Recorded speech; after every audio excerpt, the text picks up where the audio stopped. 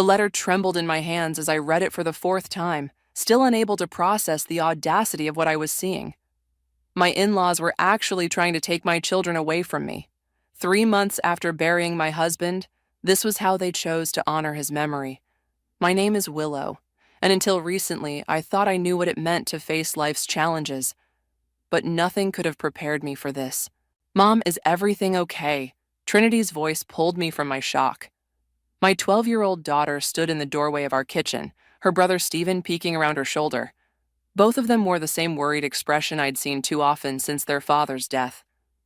I forced a smile, quickly folding the letter and tucking it into my pocket. "Everything's fine, sweetheart. How about some breakfast?" "You don't look fine," Stephen said, climbing onto one of our kitchen stools. At 10, he was already too perceptive for his own good, just like his father. The doorbell rang before I could respond. Through the glass, I saw Victoria's perfectly coiffed silver hair and Kent's tall frame. My in-laws had impeccable timing, as always. "Kids, go upstairs and finish getting ready for school," I said, my voice steadier than I felt. "But we haven't eaten," Stephen started. "Now please." They must have heard something in my tone because they went without further argument. I waited until they were upstairs before opening the door. "Willow, dear," Victoria said, her smile not reaching her eyes. "We need to talk." "About this?" I pulled out the letter. "A custody suit? Really?" Kent cleared his throat. "It's for the best. The children need stability." "Stability?" My voice cracked. "Their father died 3 months ago, and you think tearing them away from their mother will give them stability?" Victoria pushed past me into the house. "Look at this place, Willow. Dishes in the sink, laundry visible from the living room. Jermaine would be devastated to see his children living like this." My phone buzzed. A text from June. "On my way. Don't let them in." Too late for that warning. "I'm a single mother working full-time while grieving my husband," I said, fighting to keep my voice level. "Some dishes in the sink don't make me an unfit mother." "No," Kent agreed, "but your history of depression does." I froze. "What?" "We have records of your therapy sessions from college," Victoria said, examining her manicured nails. "Post-traumatic stress disorder after that car accident. Anxiety, depression, not exactly stable parent material." The room spun slightly. Those records were private. How did they— "Get out!" June's voice cut through my panic. She stood in the doorway, her usually friendly face hard with anger. "Or I'm calling the police. We're concerned grandparents visiting our grandchildren," Victoria said smoothly. "You're trespassing," June countered, already dialing. "And harassment is a crime in this state." Kent grabbed Victoria's arm. "We'll go. But this isn't over, Willow. You'll be hearing from our lawyers." After they left, June hugged me tight as I finally let the tears fall. "They're trying to use my therapy against me," I whispered. "Who does that?" "Monsters," June said firmly. "But we're not letting them win. I know a lawyer, Felicity Wong. She specializes in family law, and she's absolutely brilliant. We're calling her right now." Upstairs, I heard movement. The kids getting ready for school. Their world still somewhat normal despite everything crumbling around them. I thought of Jermaine, of his last words to me in the hospital. "Take care of our babies, Will. Don't let anyone come between you and our kids." I wiped my eyes and straightened my shoulders. "Make the call." June squeezed my hand as she dialed, and I heard Trinity calling from upstairs about missing homework. Normal life wasn't going to pause for this battle. I had to find a way to fight while keeping their world stable. "Felicity? Hi, this is June Underwood. I have a friend who needs your help urgently." "Yes, it's a custody case, but there's more to it. The grandparents are trying to use private medical records." As June explained the situation, I went to the kitchen to make breakfast. The kids would need to eat before school, dishes in the sink or not. Victoria and Kent might have money and connections, but they had forgotten one crucial thing. I was their mother, and I would fight with everything I had to protect my children. They wanted a war? Fine. But they were about to learn that underestimating me was their first mistake. "These photos have been doctored," Felicity said, spreading the evidence photos across her desk. "Look at the timestamps. They don't match the metadata." I leaned forward, studying the images that Victoria and Kent had submitted to the court. They showed my house in complete disarray, with empty wine bottles scattered across the coffee table and what appeared to be drug paraphernalia in the background. "But I've never—" I started. I know, Felicity interrupted, her dark eyes sharp. That's exactly why these caught my attention. The lighting's wrong, the shadows don't match, and whoever did this forgot that digital images leave traces. June, who had been quietly examining the photos, suddenly grabbed one. Wait a minute. This mess they photographed. That's from Victoria's own house. Look at the curtains in the reflection. Those are her hideous designer drapes that she wouldn't shut up about at last year's Christmas party. Felicity's eyebrows shot up. Are you sure? Absolutely. I'd recognize that pattern anywhere. She paid some ridiculous amount for them and made sure everyone knew it. My phone buzzed. A text from Trinity. Grandma Victoria just picked Stephen up from school. Said you knew about it? My heart stopped. They took Stephen. What? June and Felicity said in unison. I showed them the text. They don't have permission to pick him up. His school knows this. Felicity was already dialing. This is attorney Felicity Wong. I need to speak to Principal Martinez immediately. Yes, I'll hold. June grabbed her car keys. I'll drive. We'll get him back. 20 minutes later, we pulled up to Victoria and Kent's sprawling mansion. My hands were shaking as I rang the doorbell, Felicity right beside me. Victoria opened the door, feigning surprise. Willow, we were just about to call you. Stephen wasn't feeling well. Save it, Felicity cut in. You violated custody agreements by removing a minor from school without parental consent. Return him now or we're calling the police. I'm his grandmother, Victoria snapped. I have rights. You have nothing, Felicity corrected. And this little stunt? It's going in my motion to the judge tomorrow morning. Stephen appeared behind Victoria, looking confused. Mom, what's going on? We're going home, honey, I said, holding out my hand. Come on. He started forward, but Kent appeared, placing a hand on his shoulder. Stephen, buddy, we thought you might want to stay here tonight. Your room is all set up. Remove your hand, Felicity said, her voice ice cold as she held up her phone. I'm recording this, and I've already texted the police. Your choice. Kent's face reddened, but he dropped his hand. Stephen ran to me, and I wrapped my arms around him. This isn't over, Victoria called as we walked away. We have more evidence. You mean like these doctored photos? Felicity held up her briefcase. I look forward to discussing them in court, along with the illegal access of private medical records and today's attempted kidnapping. In the car, Stephen was unusually quiet. Mom, he finally said, Grandma and Grandpa said you were sick, that you couldn't take care of us properly. My heart cracked. Honey, look at me. Are you hungry? He nodded. Are you clean? Dressed? Do you have what you need for school? Another nod. That's because I take care of you. Every day. Yes, I went to therapy in college, after a car accident that scared me. That doesn't make me sick. It made me stronger, smarter, and a better mom because I learned how to handle tough times. Like now? He asked softly. Exactly like now. Back at my office, Felicity spread out more documents. They've been planning this for months. Look at these bank transfers. They hired a private investigator right after Jermaine's funeral. But why? June asked. Why go to all this trouble? Felicity tapped her pen against a document. That's what's bothering me. This feels personal, very personal. Willow, did Jermaine ever mention any conflicts with his parents? Especially his mother? I thought back, remembering late-night conversations with my husband. He once mentioned that Victoria never forgave him for something, but he wouldn't elaborate, said it was ancient history. Nothing's ancient history when it comes to family, Felicity said, and I think that's our key. June, can you dig into Victoria's past? Social media, newspaper archives, anything you can find? June nodded. I'm on it. Looking at the fabricated evidence spread across the desk, I felt a chill. They're not just trying to take my kids, are they? They're trying to destroy me completely. Yes, Felicity agreed, but they made one crucial mistake. What's that? She smiled grimly. They left a paper trail, and I'm very, very good at following trails. You need to see this. June burst into my kitchen, laptop in hand. It was nearly midnight, but neither of us had been sleeping much lately. I found something in an old society page from 25 years ago. She placed the laptop in front of me. The yellowed newspaper scan showed a younger Victoria standing beside a man who wasn't Kent. The headline read, Local business mogul's daughter calls off high-profile wedding. Keep reading, June urged. My eyes scanned the article. Victoria Matthews, daughter of industrialist Robert Matthews, has canceled her engagement to James Richardson, citing irreconcilable differences. The merger between Matthews Industries and Richardson Corp. Is expected to proceed as planned. Now look at this. June pulled up another article, dated 3 months later. Matthews Industries files for bankruptcy following failed merger. The pieces started falling into place.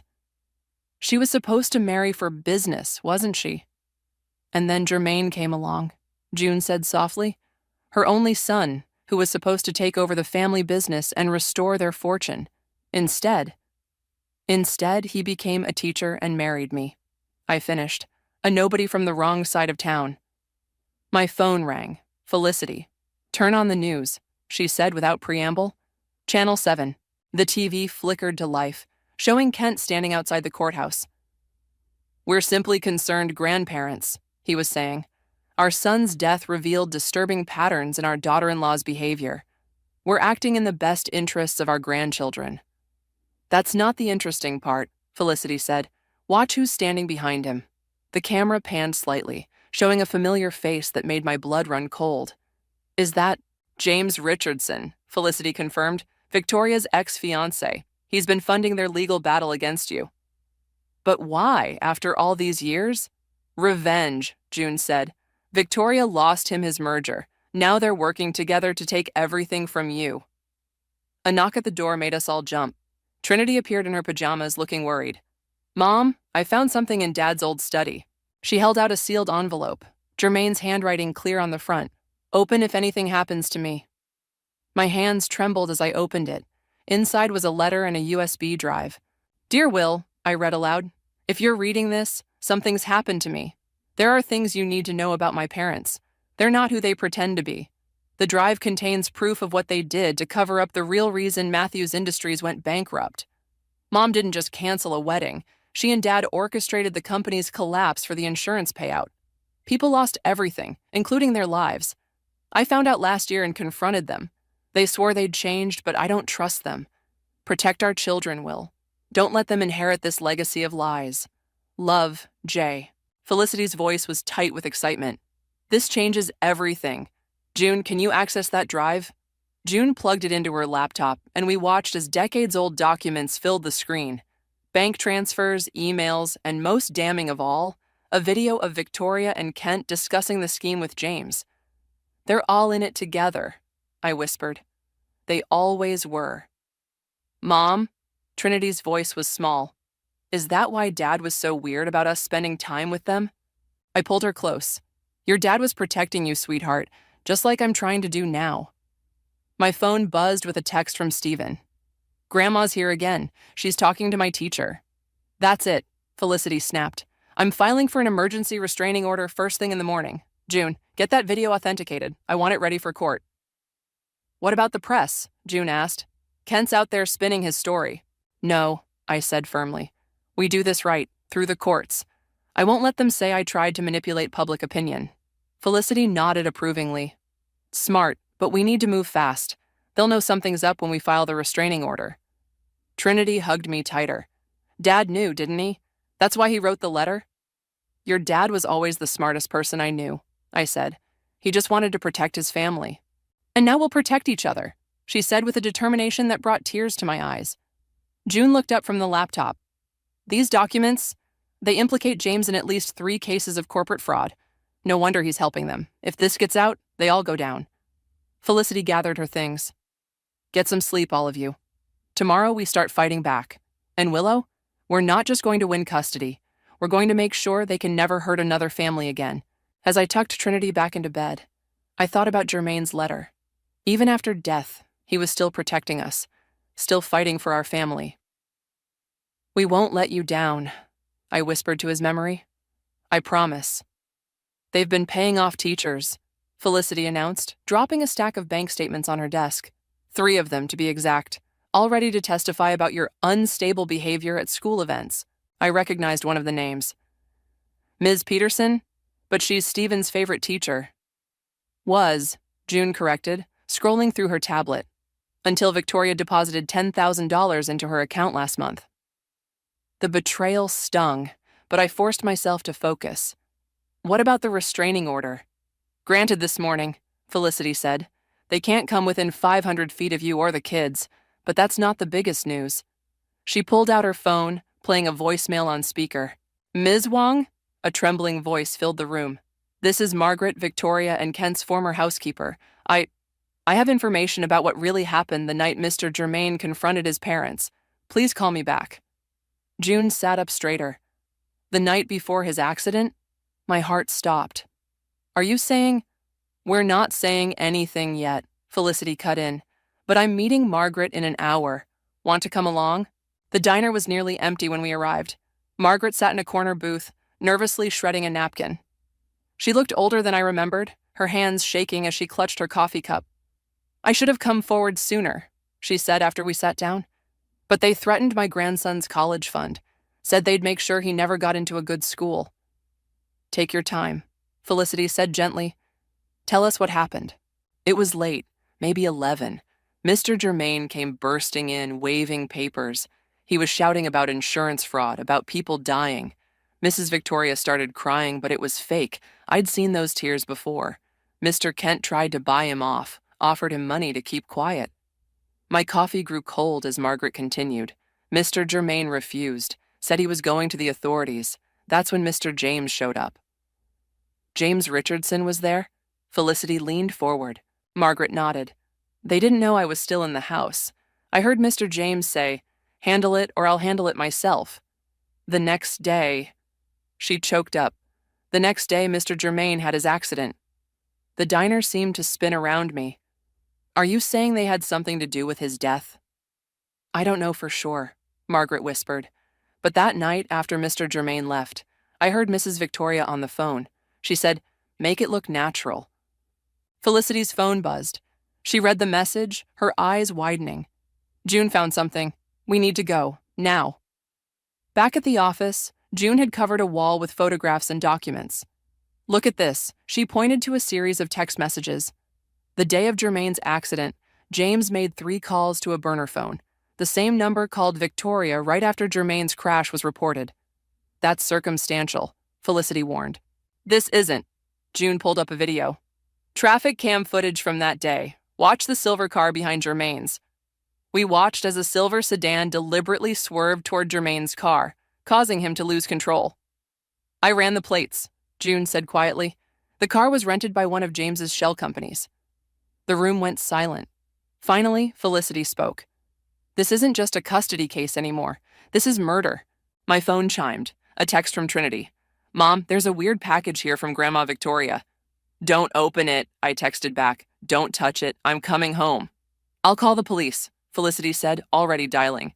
June, get that video to my contact at the DA's office. Margaret, we'll need your testimony. The package sat innocently on my front porch, a simple brown box with Victoria's elegant handwriting. The police bomb squad approached it cautiously. It's clean, the technician finally announced. Just photos and a note.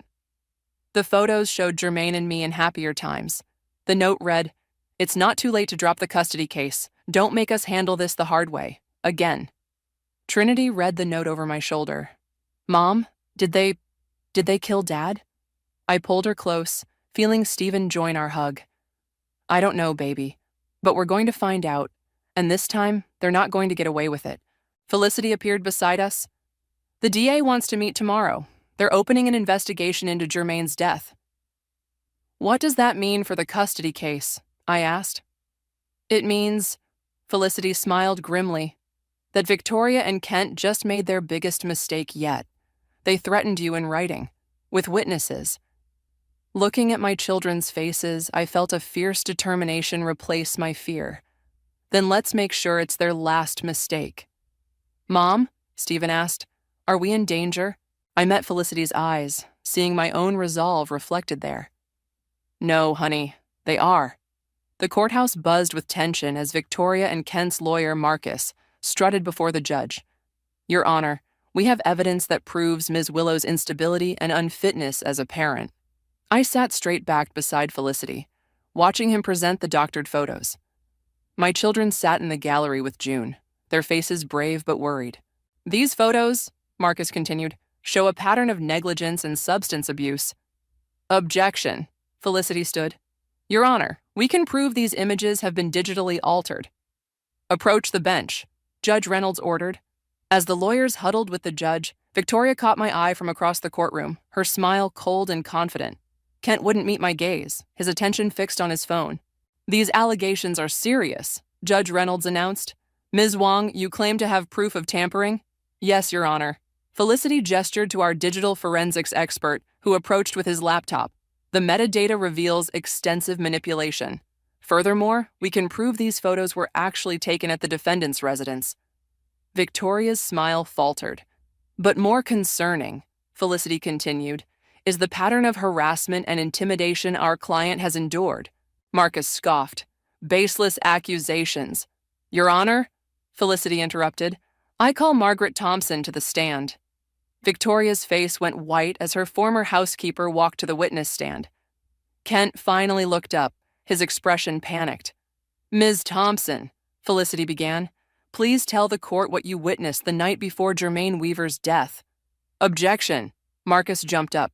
This is irrelevant to the custody case. Your Honor, Felicity countered, it speaks directly to the defendant's character and their true motivations in seeking custody. Judge Reynolds leaned forward. I'll allow it. Proceed. Margaret's testimony fell like bombs in the quiet courtroom. With each revelation, I watched Victoria and Kent sink further into their seats. When she described the phone call about making something look natural, gasps echoed through the gallery. And this threat, Felicity held up the note from the package, arrived yesterday. The police have verified Mrs. Victoria's handwriting. Marcus scrambled to his feet. Your Honor, we request a brief recess. Denied, Judge Reynolds said sharply. Ms. Wong, continue. Felicity nodded to June, who brought forward a laptop. We have traffic camera footage from the day of Jermaine's accident. I draw your attention to this silver sedan. As the video played, showing the deliberate swerve that caused my husband's crash, Trinity buried her face in June's shoulder. Stephen sat rigid, his small hands clenched into fists. The vehicle was rented by a company owned by James Richardson, Felicity concluded, who, coincidentally, is funding this custody battle. This is outrageous, Victoria suddenly shrieked, jumping to her feet. You have no right, Mrs. Victoria, Judge Reynolds warned. Sit down, or I'll have you removed. You don't understand, Victoria continued, her composure cracking. She ruined everything. Jermaine was supposed to save our family name, restore our fortune. Instead, he chose her, this nobody, and then he threatened to expose us. Victoria, shut up, Kent hissed. But it was too late. The courtroom erupted in chaos. Bailiffs moved forward as Victoria continued her meltdown. James Richardson, who had been watching from the back, quietly slipped out the door.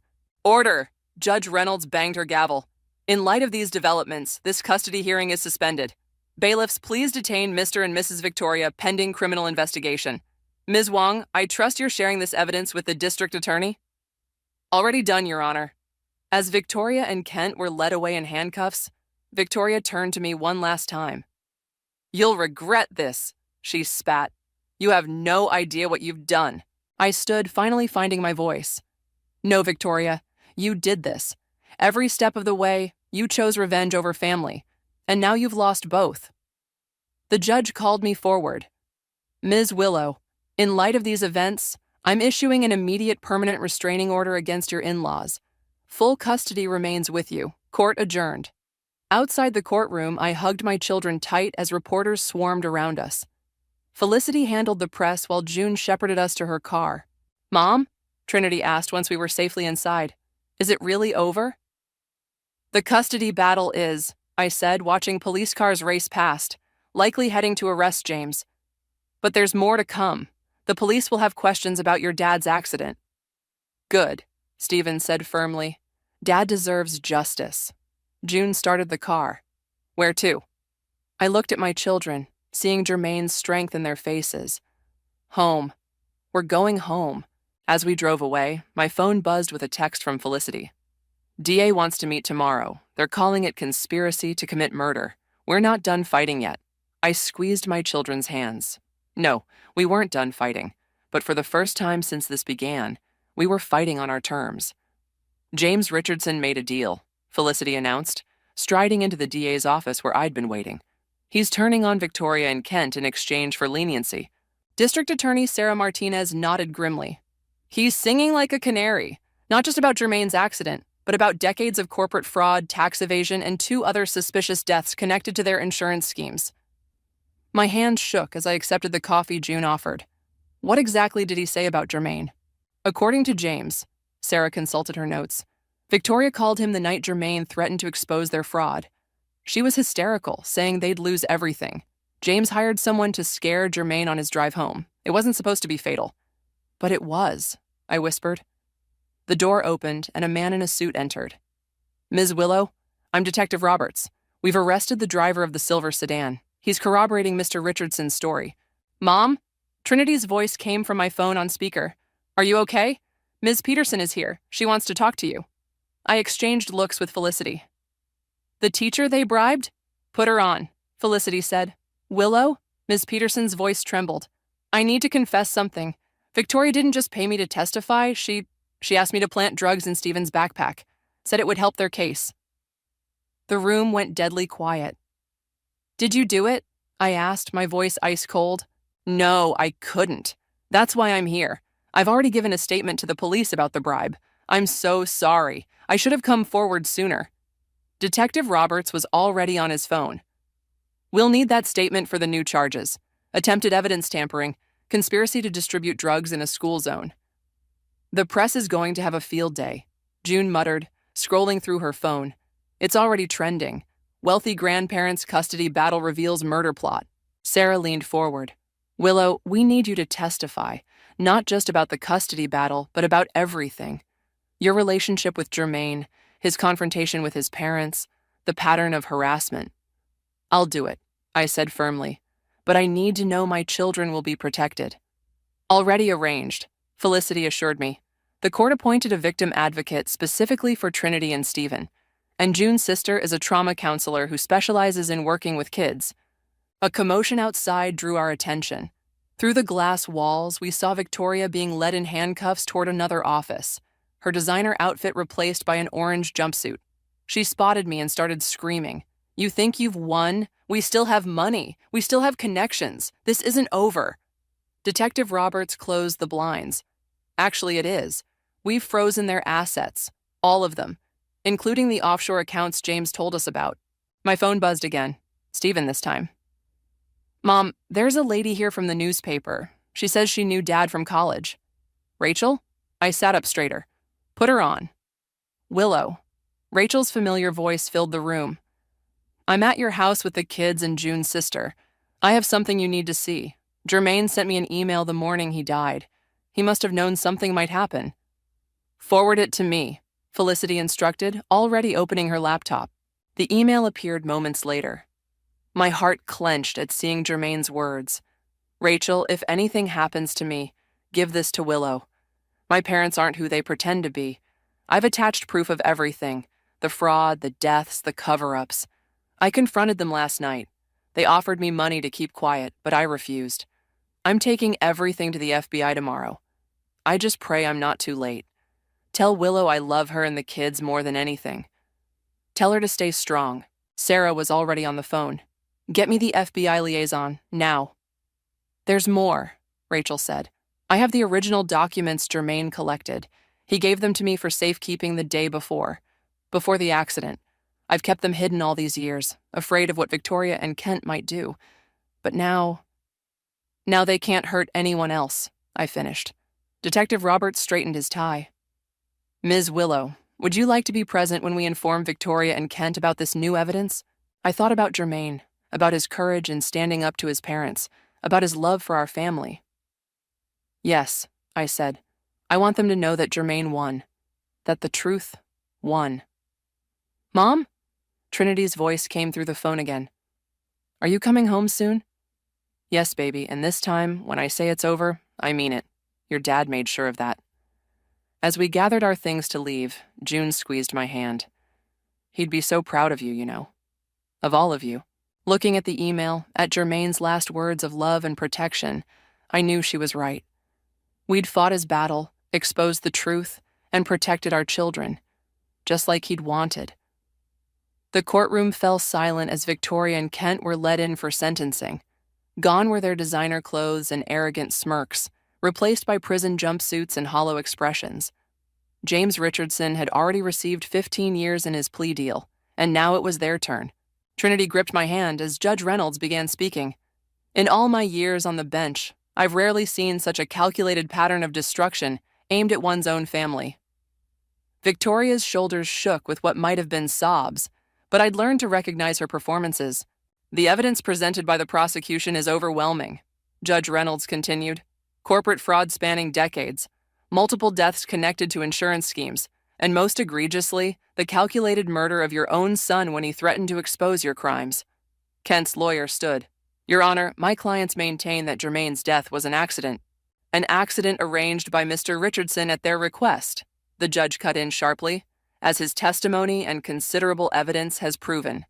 Stephen leaned against my other side as the judge listed the charges: conspiracy to commit murder, fraud, attempted kidnapping, evidence tampering, witness intimidation.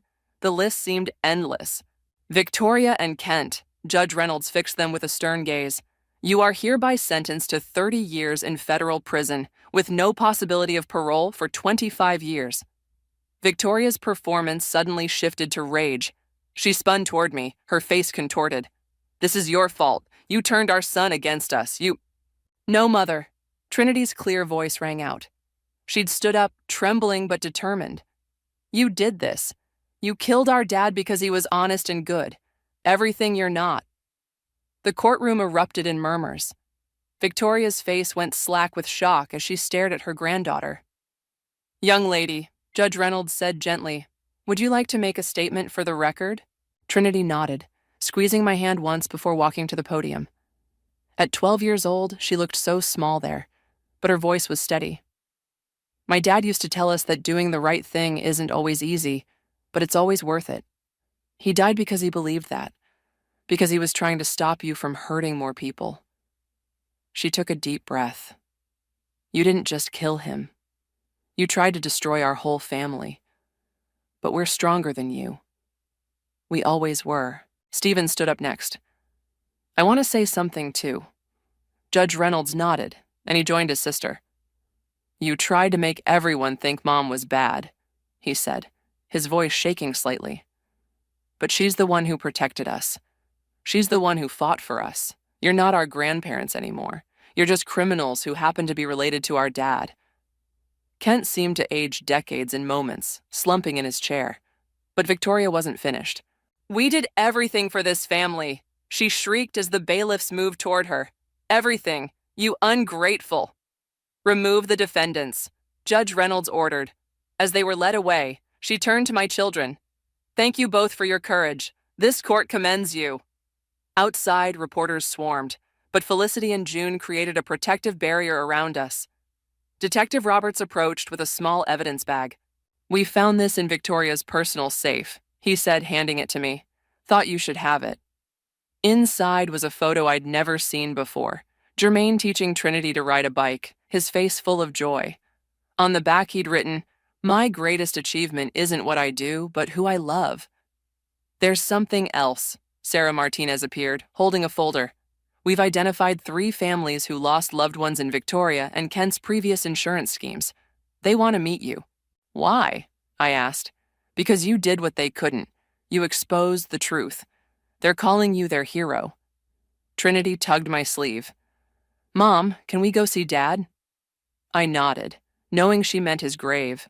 We hadn't visited since this all began. At the cemetery, June handed us each a rose. The headstone was simple, just as Jermaine would have wanted. But someone had left a newspaper there, headlines declaring justice for his murder. Hey, Dad. Trinity placed her rose down. We did it. We fought back just like you taught us. And we won, Stephen added, setting his flower beside his sister's. I placed my rose and the photo from Victoria's safe against the stone. You can rest now, love. They can't hurt anyone else. My phone buzzed, a text from Felicity. FBI wants to talk tomorrow. They're reopening cold cases based on James's testimony. More families might get closure.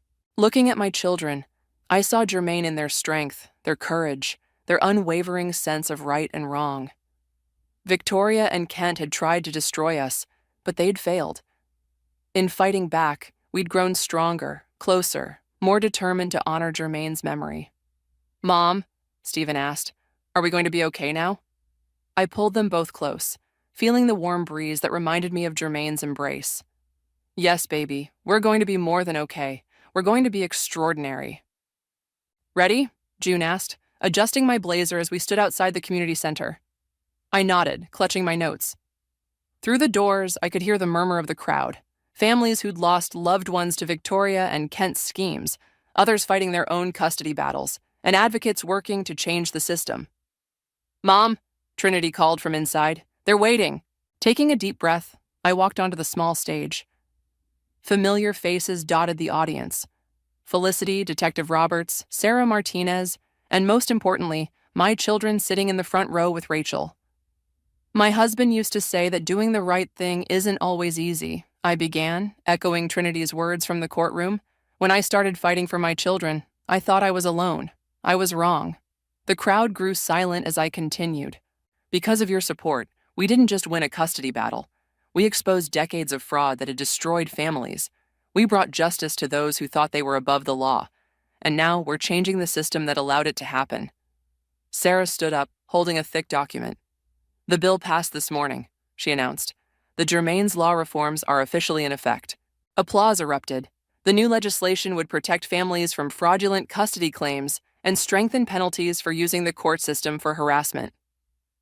"But our work isn't finished," I continued. "Today, we're launching the Phoenix Family Foundation. Thanks to the seized assets from Victoria and Kent's estates, we can provide legal support to families fighting similar battles." Felicity stepped forward. "We've already taken on our first 10 cases, and with the FBI's continued investigation, we're identifying more victims of Victoria and Kent's schemes who need support." A woman in the third row raised her hand. "My sister lost her husband in one of their insurance scams. We never knew the truth until your case broke open. How do you move forward after something like this?" Trinity stood up before I could answer. "May I?" she asked, and I nodded. She walked to the microphone, her confidence reminding me so much of Jermaine. "We move forward by helping others, by making sure no one else goes through this alone. My dad died trying to expose the truth, but his death wasn't the end of his story. It was the beginning of ours. Stephen joined his sister, and we're not victims anymore. We're survivors who fight back." June wiped tears from her eyes as she handed me an envelope. "This just arrived. You should read it now." The letter was from a mother in Arizona. "Your story gave me courage to fight my own battle against corrupt family members trying to take my son. Today, I won full custody. Thank you for showing me that justice is possible." "That's the 15th letter this week," June whispered. Detective Roberts approached the stage. "We've got another one," he said quietly. "Family in Florida. Same pattern as Victoria and Kent. Want to help us build the case?" I looked at my children, seeing the question in their eyes. They nodded. "Yes," I said. "Send me the details." As the formal presentation ended, people gathered in small groups, sharing stories and resources. Rachel hung back, holding something behind her back. "Found this in my old college papers," she said, revealing a photo album. "Thought you might want it for the foundation's wall." The album was filled with pictures of Jermaine teaching at his first school, working with underprivileged kids, building the life Victoria and Kent had despised. In every photo, his passion for helping others shone through. "Perfect," I said. "This is exactly what the foundation represents." Trinity and Stephen crowded around to see the photos. "Dad would love this," Stephen said. "Using their money to help people? It's like the ultimate karma." Felicity joined us, her phone buzzing. "James Richardson is offering additional testimony. Says he wants to make amends. And 3 more families have come forward about suspicious accidents linked to Victoria and Kent." "Then we keep fighting," I said. "For every family, every child, every person who needs someone in their corner." June hugged me tight. "You've built something amazing here, you know that?" Looking around the room at all the people connecting, sharing resources, finding hope, I felt Jermaine's presence stronger than ever. We'd transformed our tragedy into triumph, our pain into purpose. "Mom?" Trinity held up her phone. "The support group wants to know when we're starting the next session." Tell them tomorrow, I said. There's no time to waste. As we gathered our things to leave, Stephen picked up one of Jermaine's photos. Hey, Mom, I think I want to be a teacher like Dad. Help kids who need it. I hugged him close, watching Trinity already organizing the next day's activities with June. We'd not only survived, we'd found our mission, our purpose, our way to keep Jermaine's spirit alive through helping others. Ready to go home? June asked. I looked at my children, at the room full of people we'd helped, at the foundation that would carry on Jermaine's legacy of doing what's right. No, I smiled. We're ready to get back to work.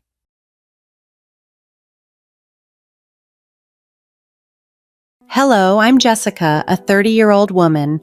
I've decided to share a recent experience that has brought some resolution to a tough period in my life involving my husband and his family. This chapter unfolded a few months back, and now the dust has begun to settle. I'm still dealing with the emotional fallout, and I believe that opening up about my journey might help me heal. Let's take a step back to 3 years ago when I made a major life choice, marrying my boyfriend, Tyler. We had met through mutual friends and enjoyed 3 wonderful years together before tying the knot. Tyler was always the life of the party, fun, attentive, and loving. He came from a well-to-do family and had a lucrative job, which allowed him to shower me with affection and gifts. Our bond was strengthened by our mutual love for travel, and as our relationship evolved from casual dating to something more serious, my friends consistently praised him and delighted for us. Tyler's generosity was overwhelming at times. For instance, he gifted me a new laptop when I graduated from college.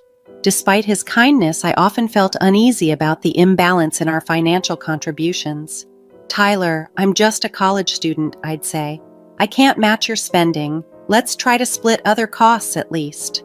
Tyler would brush off my concerns, insisting on treating me, arguing that it was common among his friends to pamper their partners.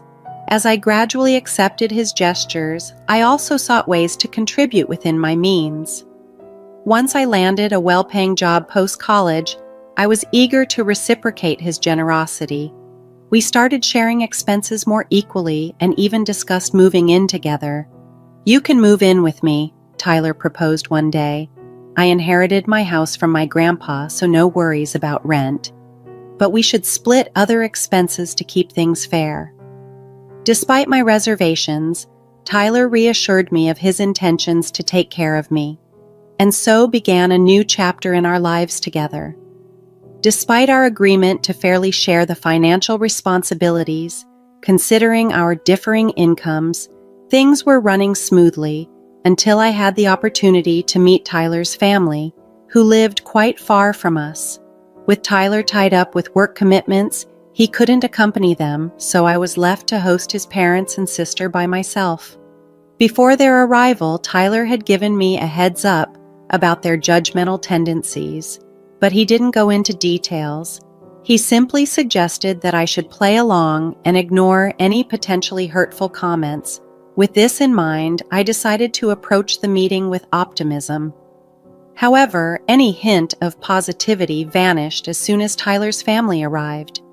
Instead of the warm welcome I had hoped for, Tyler's parents and sister showed up visibly annoyed. This stark contrast to my expectations set a tense atmosphere right from the start. As we gathered and conversation ensued, it became clear that they harbored negative opinions about me. "So, you're the woman Tyler has been seeing? I didn't expect to find you in this house. Do you even pay rent?" Martha, Tyler's mother, asked with a tone of disapproval. "No, Martha, I don't pay rent. Tyler mentioned that the house is fully paid for, but we split all other bills evenly," I explained, hoping to clear up any misunderstandings. Martha quickly dismissed my explanation, retorting, "Just because the house is paid for doesn't mean you can mooch off him. This is his house, not yours. Remember that for the rest of your life." The conversation became increasingly uncomfortable, especially with Tyler's sister, Teresa, who seemed more interested in glaring at me than engaging in dialogue. When I tried to include her by asking about her life, she responded with irritation, mentioning her marriage to a wealthy billionaire back home. Despite my efforts to bridge the gap, she simply brushed me off. Throughout their visit, Tyler offered no support and seemed to align himself with his family's sentiments. Gabriel and Martha continued to criticize me, making the entire experience quite challenging. Tyler's family expressed disapproval over my spending habits, particularly my purchases of makeup and skincare products. They felt that indulging in such luxuries was inappropriate given what they perceived as my insufficient contributions to the household. Their skepticism about my financial dependence on Tyler grew, partly fueled by Tyler's remarks.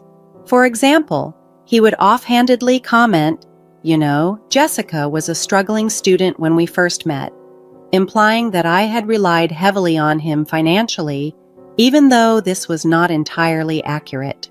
Tyler would recount how he had covered all expenses early in our relationship because my job at the time didn't support what he called my taste for luxury.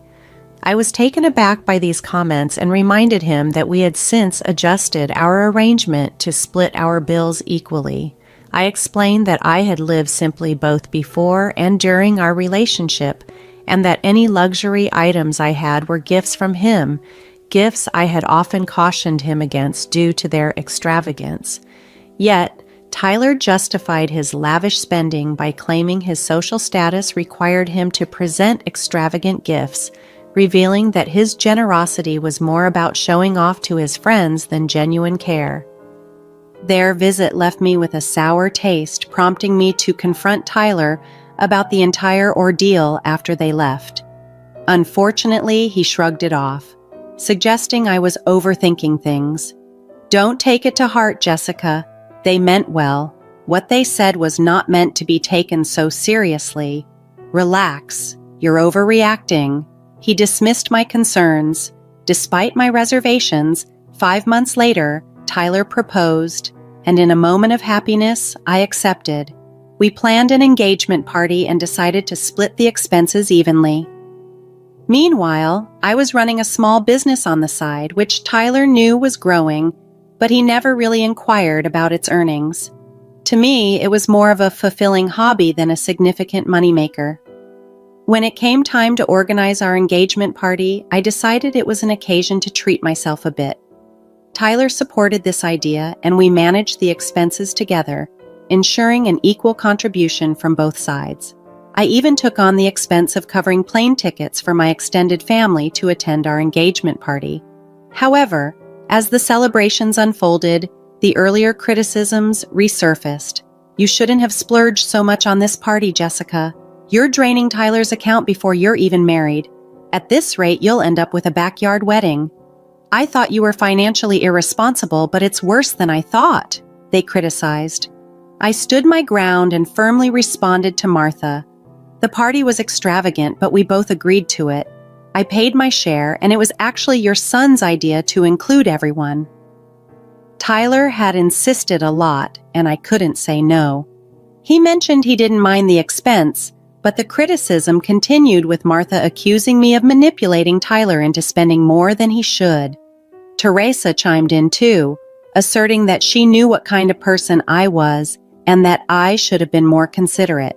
Frustrated and needing a break from the tension, I excused myself and sought a moment of peace on the venue's lawn. There, I overheard Teresa and her husband Justin laughing about the situation at my expense. It felt as though my engagement party was falling apart, with Tyler seemingly oblivious to his family's harsh judgments. Most of his extended family assumed I was jobless, painting me as a dependent fiancé. Noticing my distress, my mom, always perceptive and protective, approached me. Aware of the challenges of managing finances as a single parent, she urged me to reconsider the engagement, pointing out the ongoing mean comments from Tyler's family. After the party, I confronted Tyler about the situation. He brushed it off as a joke, expressing his love and stating that financial matters didn't concern him. However, I reiterated my desire to contribute more significantly, especially towards expenses like rent, but he dismissed the suggestion.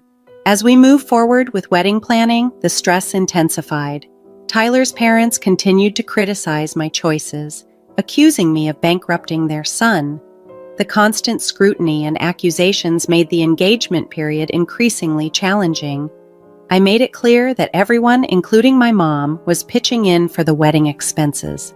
However, Martha sharply accused me of taking advantage of her son and suggested that we were on a mission to deplete his bank account. Amid these accusations, my in-laws unfairly branded me a gold digger.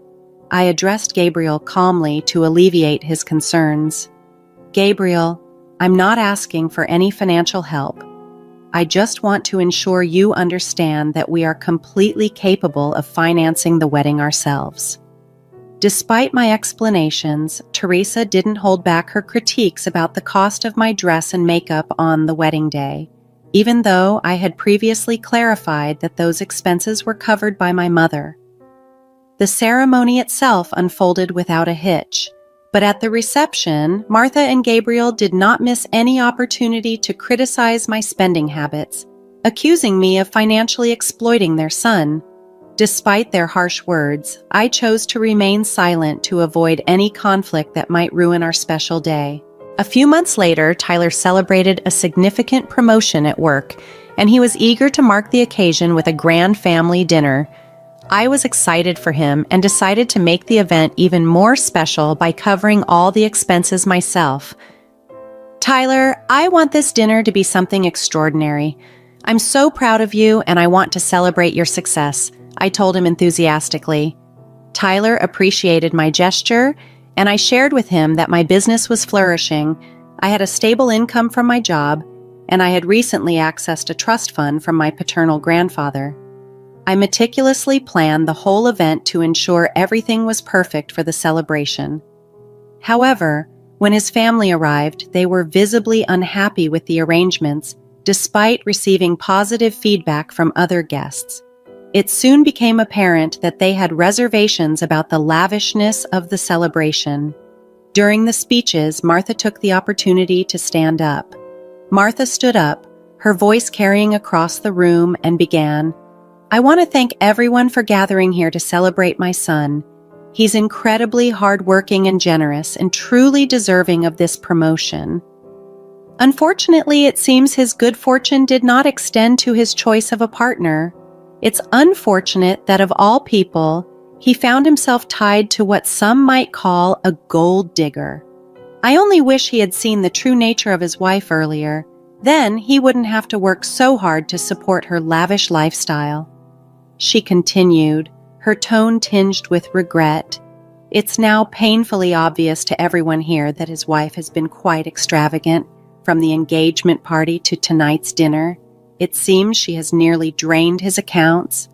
Feeling the sting of her words, I took a deep breath and steeled myself.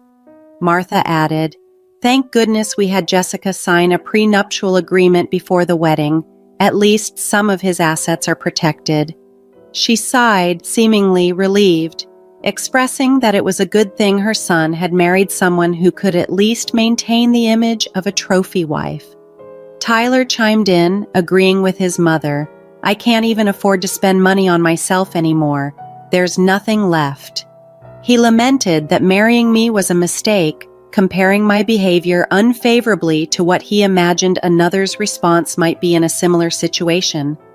In shock and frustration at the unfolding scene, I finally spoke up. "Do you really think I'm a gold digger?" Tyler's response was cutting. "Your lifestyle is quite damaging to my bank account." Feeling hurt yet determined to clarify the misconceptions, I decided to confront the accusations directly. "Since I'm such a gold digger to you all, let me just show you my bank balance. Perhaps that will clear things up," I declared, revealing my financial independence to everyone present. The room fell into disbelief. Amidst the heated accusations, Martha pointedly accused, "Did you steal my son's money?" To which Tyler added suspiciously, "She must have taken it from you." Frustrated yet calm, I responded, "I don't need to steal money from your son. This is all from my efforts. Besides, I recently accessed a trust fund left by my grandfather. I had plans to use it to buy a bigger house and surprise Tyler. But given the current circumstances, that seems unlikely now. Despite my attempt to clarify the situation, Tyler, seemingly ignoring the tension, suggested, "We can still buy the house. It'll be a wonderful gift." However, I was firm in my resolve, expressing my refusal to accept such a gift under the current conditions. "This is not happening. Your family has insulted me for too long, and you've never once stood up for me. Instead, you've let these misconceptions about how I'm supposedly using your money spread," I asserted, my frustration evident. Tyler tried to downplay the situation, claiming I was overreacting, but I stood my ground. "No, I am not overreacting. Everyone here knows what your family has been calling me. They were here when you allowed them to insult me during our engagement party." Feeling the cumulative burden of disrespect and humiliation over the years, I reached a breaking point. I could no longer tolerate the toxic environment and sternly told Tyler, "I want a divorce." As he attempted to plead and explain, my mom intervened, advising him to remain silent. "You never defended my daughter all these years. It's time she ends this toxic relationship for good," she declared firmly. We left the party, leaving behind a crowd of shocked attendees whispering among themselves. Despite the dramatic revelation in front of Tyler's extended family, friends, and colleagues, I no longer cared. I was resolute in my decision to leave him and move on from the relationship. My mom's support was unwavering as we exited, marking the end of a painful chapter in my life. After the tumultuous confrontation, I went straight to our shared home, gathered my belongings, and while Tyler persistently tried to reach me, I muted my phone and went to stay with my mother for solace. The next day, I reached out to my cousin, who is a lawyer, to begin drafting the divorce papers. With a prenuptial agreement already in place, the process promised to be straightforward, sparing me the need to share any of my now substantial financial assets with Tyler. However, the situation escalated when Tyler and his family appeared at my mother's doorstep, demanding a conversation. My mother stood firm, instructing them to leave. Meanwhile, Tyler continued his attempts to contact me, his messages oscillating between tearful apologies and unsettling threats. I saved all these communications, preparing to file for a restraining order if necessary. Amid this emotional chaos, my mother's unwavering support gave me strength. Tyler even attempted to confront me at my office, but having informed security in advance, they promptly escorted him out. It was then I decided to leave my well-paying job. My thriving business meant I no longer needed the position, and my aspirations were no longer about accumulating wealth, but seeking a peaceful, dignified life. Thus, I handed in my resignation that very day and began to move forward. Only a week after I had the divorce papers served to Tyler at his workplace, he appeared at my old office, only to find that I had already resigned. My former colleagues reported his continued attempts to send flowers and gifts to my mother's house, which we consistently returned. The ongoing harassment led me to consider relocating. With my mother's encouragement, I found an ideal house in the next state, providing a sanctuary away from my ex. Currently, as I await the finalization of the divorce paperwork, the judge has already facilitated a smooth proceeding thanks to the solid prenuptial agreement. During the 5 months of our separation, I took the time to collect myself and prepare for a new chapter in my life, free from turmoil and filled with renewed hope. I quickly settled into my new home, taking the significant step of changing my number to avoid the incessant barrage of messages from Tyler and his family. I heard through the grapevine that Tyler's life was unraveling. He blamed his parents for the downfall of our marriage, and professionally, he faced a significant setback. His colleagues began to distance themselves, and his seniors were displeased with the negative publicity in their close-knit community. His parents didn't help matters, spreading infidelity rumors. But thankfully, these baseless accusations failed to gain any traction. In contrast to Tyler's downward spiral, my life began to flourish. I focused on growing my business and relishing my newfound freedom. I started going out more and even dipped my toes back into the dating scene. Tyler's past insecurities made me wary of committing too quickly, but I remained hopeful that, in time, I would heal and find someone who truly values and cherishes me. While Tyler's actions caused me considerable pain, the strength I gained from overcoming those challenges has propelled me into a brighter future, full of possibilities and self-discovery. I look forward to what lies ahead, confident in my resilience and more aware of what I seek in relationships and life.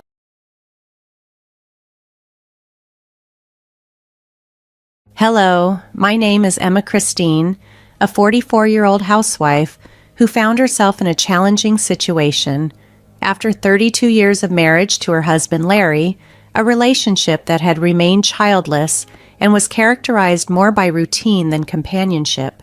Things had taken a stark turn. The marriage had slowly disintegrated into a state where mutual support and affection were missing, despite Emma's initial belief in their partnership being supportive and complementary. One day, after filing for divorce and amid the painful process of dividing their assets, Emma decided to claim the house. Despite her clear stance, Larry refused to challenge her decision and, without a word, abruptly left the hospital room where she was fighting cancer. His indifference to her pleas for him to stay or engage in a meaningful conversation highlighted the deep rift between them. Feeling abandoned in her time of need, Emma was enveloped by loneliness. However, as her illness battled on, the resentment and pain that had lingered in her heart began to fade. It seemed as if her love for Larry had evaporated, replaced by a recognition of his consistent selfishness and lack of support. Realizing that Larry deserved some form of retribution for his actions, Emma began to calmly plan her revenge. Over the years, she had endured his demands and indifference.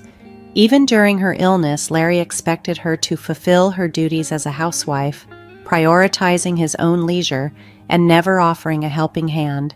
This disregard became more pronounced as Emma sensed a distinct change in her health, which felt different from any illness she had previously experienced. Emma's story of a marriage devoid of joy and empathy highlights her growing awareness and determination to seek justice for herself. Despite the initial dreams of a supportive partnership, the reality had proven quite the opposite, with Larry asserting that she had no reason to complain about her role. The realization of her situation and her subsequent steps to address it mark a poignant turning point in her life. I immediately contacted my father, who accompanied me to the hospital where I was diagnosed with cancer. Luckily, it was caught early, and the doctor was optimistic, encouraging me to start treatment right away. Eager to tackle the illness head-on, I asked my father to pack only the essential items from home while I quickly went through the hospital admission process. Unable to see Larry that day due to his work commitments, I sent him a brief message to inform him, "Cancer has been detected, and I'm being hospitalized for immediate treatment." As I dealt with the anxiety of facing an uncertain future, thoughts of Larry inevitably found their way into my mind. Despite feeling that my love for him had diminished, deep down, there remained a faint hope that we could confront this challenge together and perhaps restore some semblance of our former life as a couple. I imagined a scenario where, perhaps moved by my vulnerability, Larry would show concern and ask, "Are you okay?" I longed for even a few comforting words or a single visit, which would have meant so much at that moment. I also wondered how he was managing without me at home, handling the meals and daily chores. A part of me felt guilty for not being able to maintain the household routines that I had always managed so effortlessly. However, as the days in the hospital turned into weeks, Larry never came to visit. He had read my message, but there was no sign of concern, not even a simple acknowledgement of my situation. His indifference, especially at a time when I was facing such a serious illness, deeply hurt me and highlighted the stark reality of our relationship. Confronted with this painful truth, I decided to let go of any expectations from Larry. With a renewed focus, I braced myself for the tough road ahead in my fight against cancer. The treatment was intense and filled with pain and discomfort. The side effects of the medication were harsh, leading to many sleepless nights. During these challenging times, there were moments when I considered giving up and letting my weakening body succumb to the disease. Yet, with each passing day, I found strength in my resolve to face this battle head-on, determined to overcome the illness despite the odds. Though laden with hardship, this journey slowly transformed my perspective, teaching me resilience and the importance of self-reliance in the face of adversity.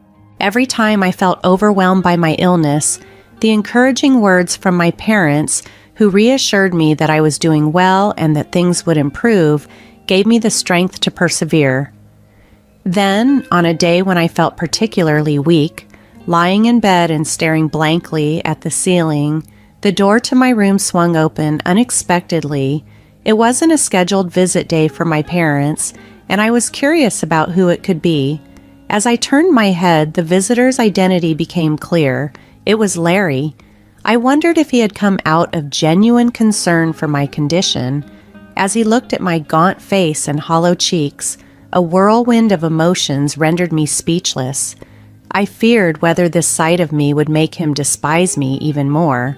Without any show of empathy, Larry sat down on a chair next to my bed, stared at me, and laughed. "So, this is how bad one can look with cancer, huh? You don't even look like a woman anymore." His words felt like a sharp drain of blood from my face. These were cruel words, completely inappropriate for anyone, let alone someone battling cancer. I wished he would stop speaking, but Larry, oblivious to my feelings, continued with even more devastating comments. "Ever since you've been hospitalized and not at home, every day has been like heaven.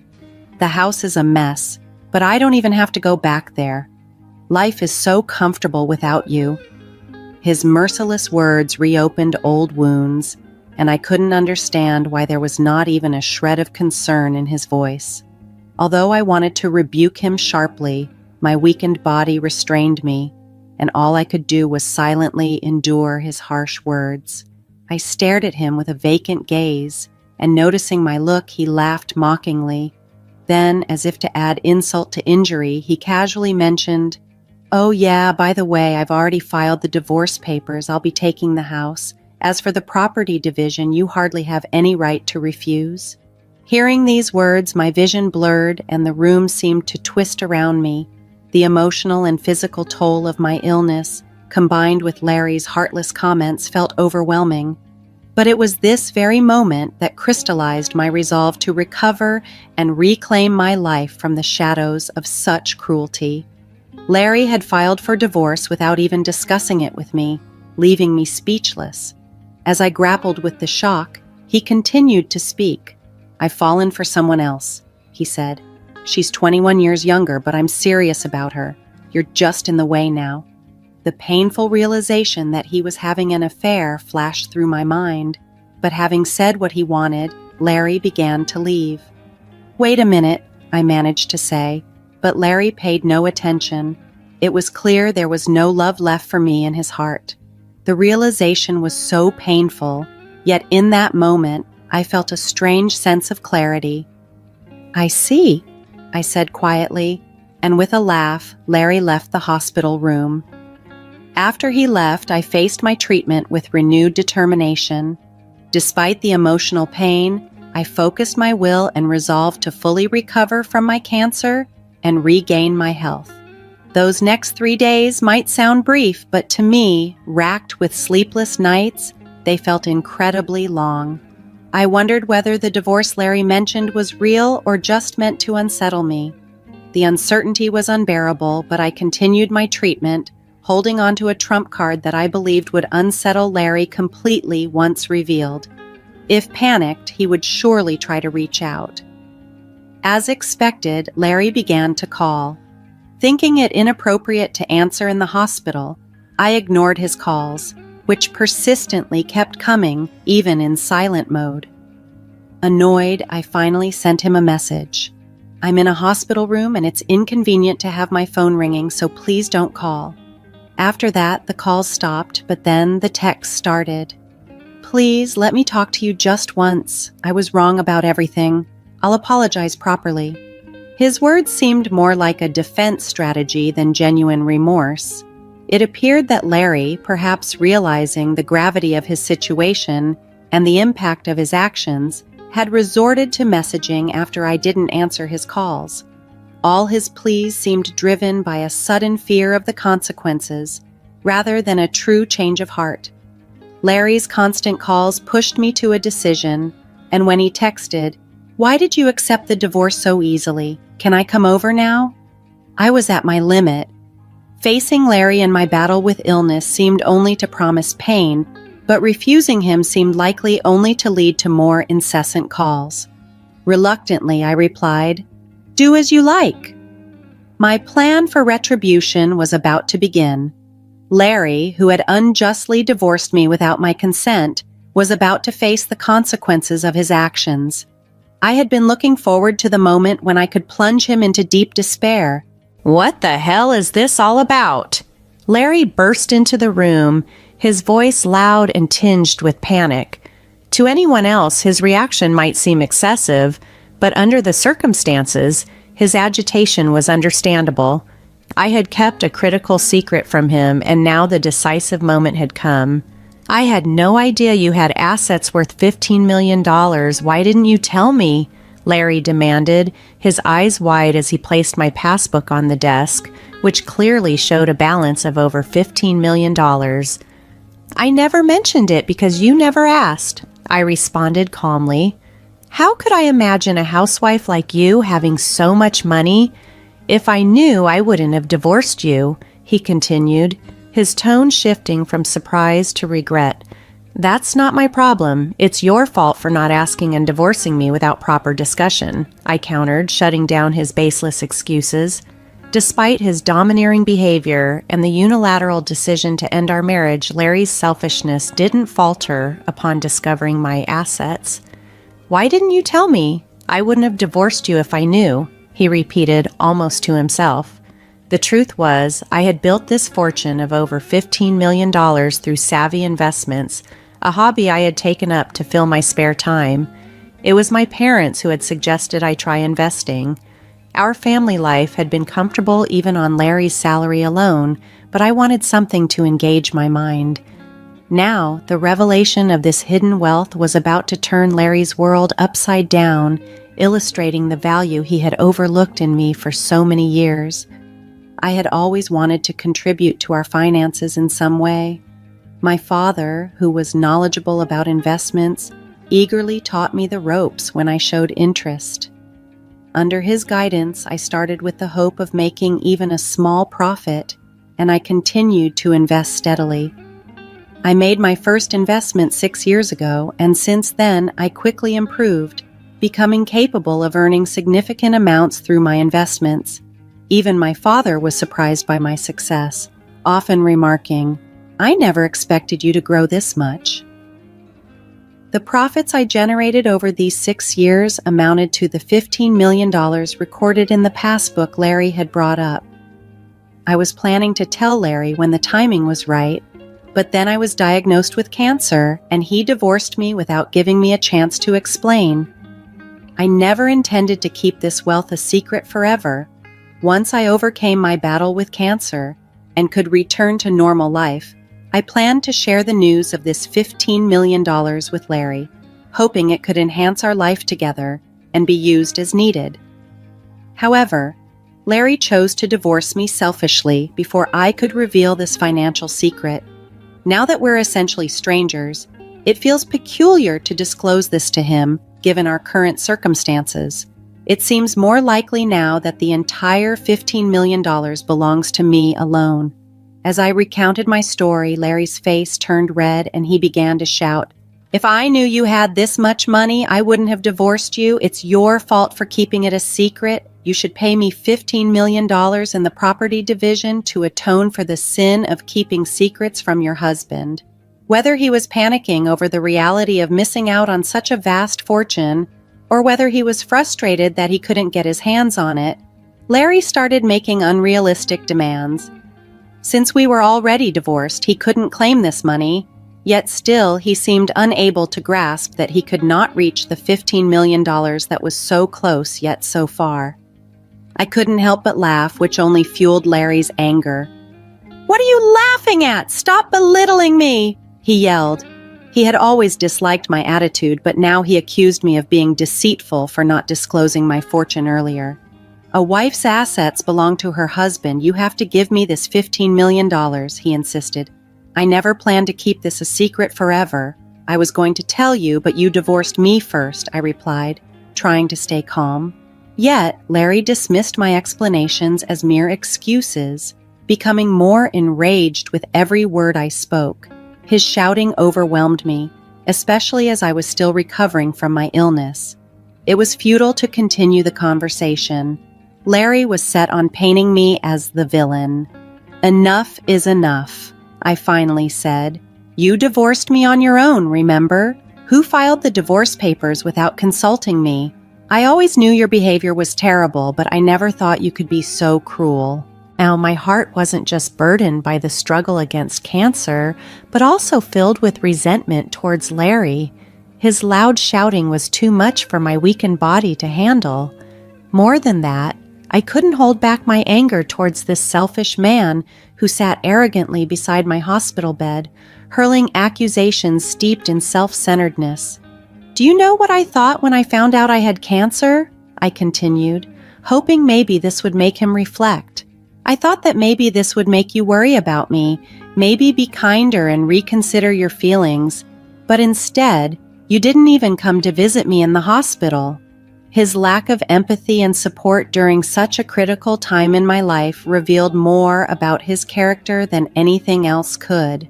It was clear that any feelings he once had were overshadowed by his selfish desires and misguided entitlements.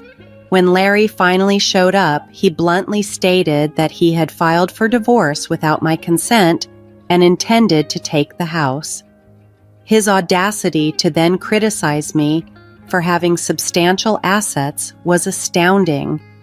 I had said it many times before, I never intended to keep my wealth a secret indefinitely. I had planned to find the right moment to share the news, but he had ruined that opportunity with his actions. I had never blamed Larry as much as I did now.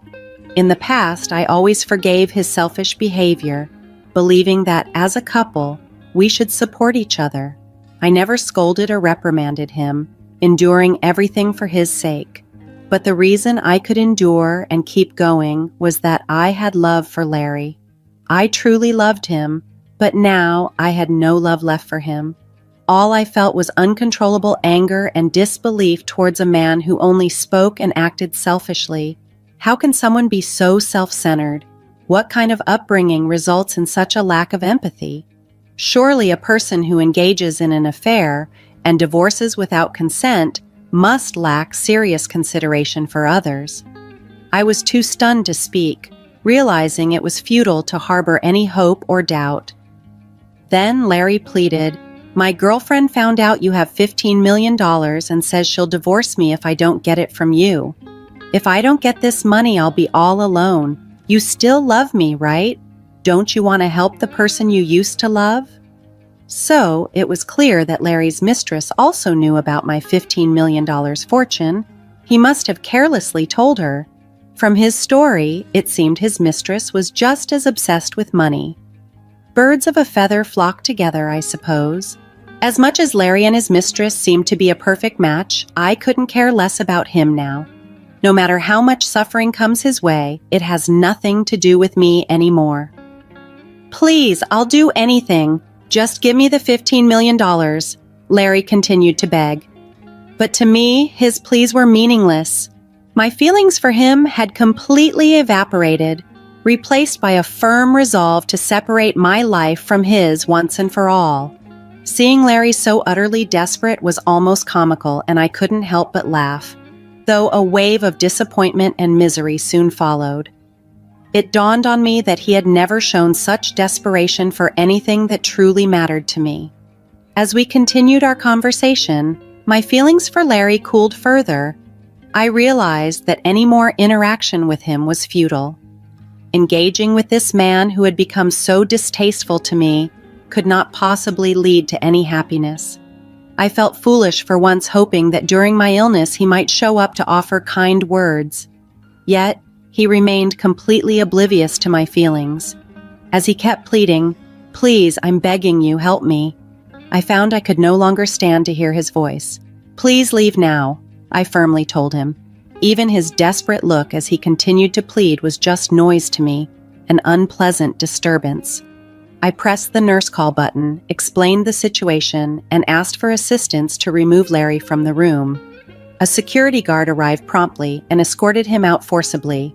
"Please listen to me, I need you," Larry shouted until he was out of the door, but I no longer took any of his words to heart.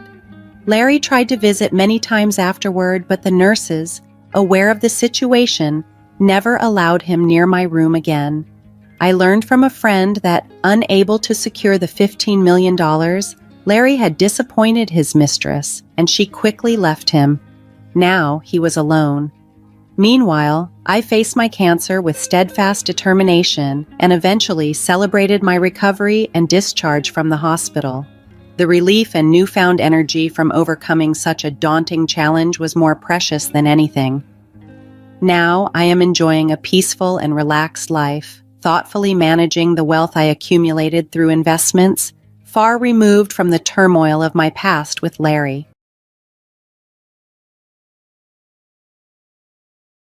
Hello, I am a 50 years old woman. From a young age, I embraced a belief in reciprocity, trusting that my diligence and commitment would be equally reciprocated. This belief permeated my relationships. I was convinced that showing kindness to others would mean kindness would be returned to me. Even after I got married, I continued to uphold this principle, hoping that my considerate actions towards my husband would be mirrored by him. Back in those days, the expectations placed on women were different.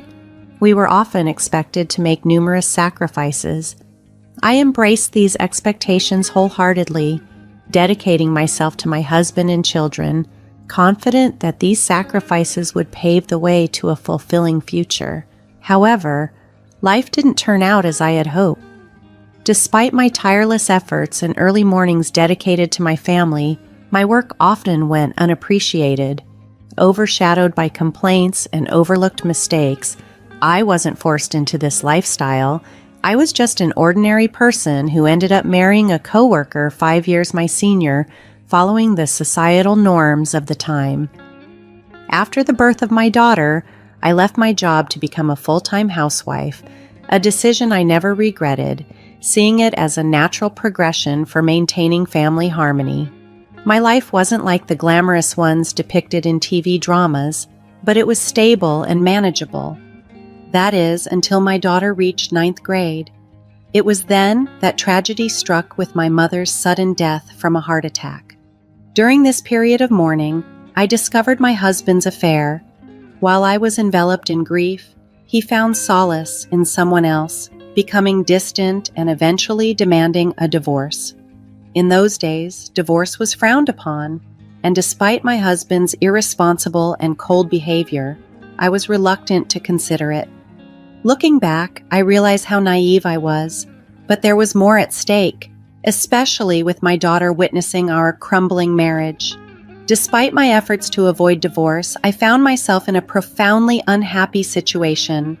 During a particularly intense argument about our impending separation, my father, who had recently lost his wife and seen his daughter suffer in her marriage, came to visit. Witnessing our distress, he offered me refuge and encouraged me to leave with my daughter. This offer marked a turning point, providing a pathway out of an increasingly toxic environment and a chance to start anew, even amidst the complexities of my life's unexpected turns. My father helped me see that persisting in a challenging marriage was futile. Overwhelmed by his worry and understanding, I agreed to my husband's request for a divorce. In the settlement, he gave me $6,000 in cash. With my father's backing, I secured a modest 3-bedroom townhouse where my daughter and I could start anew. As we settled into our new life, I braced myself for the hard work ahead, especially given the societal scrutiny I anticipated as a divorced woman raising a daughter entering her teenage years. During this turbulent period, my daughter, like any adolescent, expressed her struggles and lamented the impact of our family's breakup. Despite the emotional pain, I knew I couldn't afford to dwell on the past. I was determined to provide for her, so I embarked on a journey to find stable employment. However, being an older divorced woman with a dependent child presented additional challenges in the job market. Undaunted, I took on multiple part-time jobs, worked night shifts, and even did freelance work from home when possible.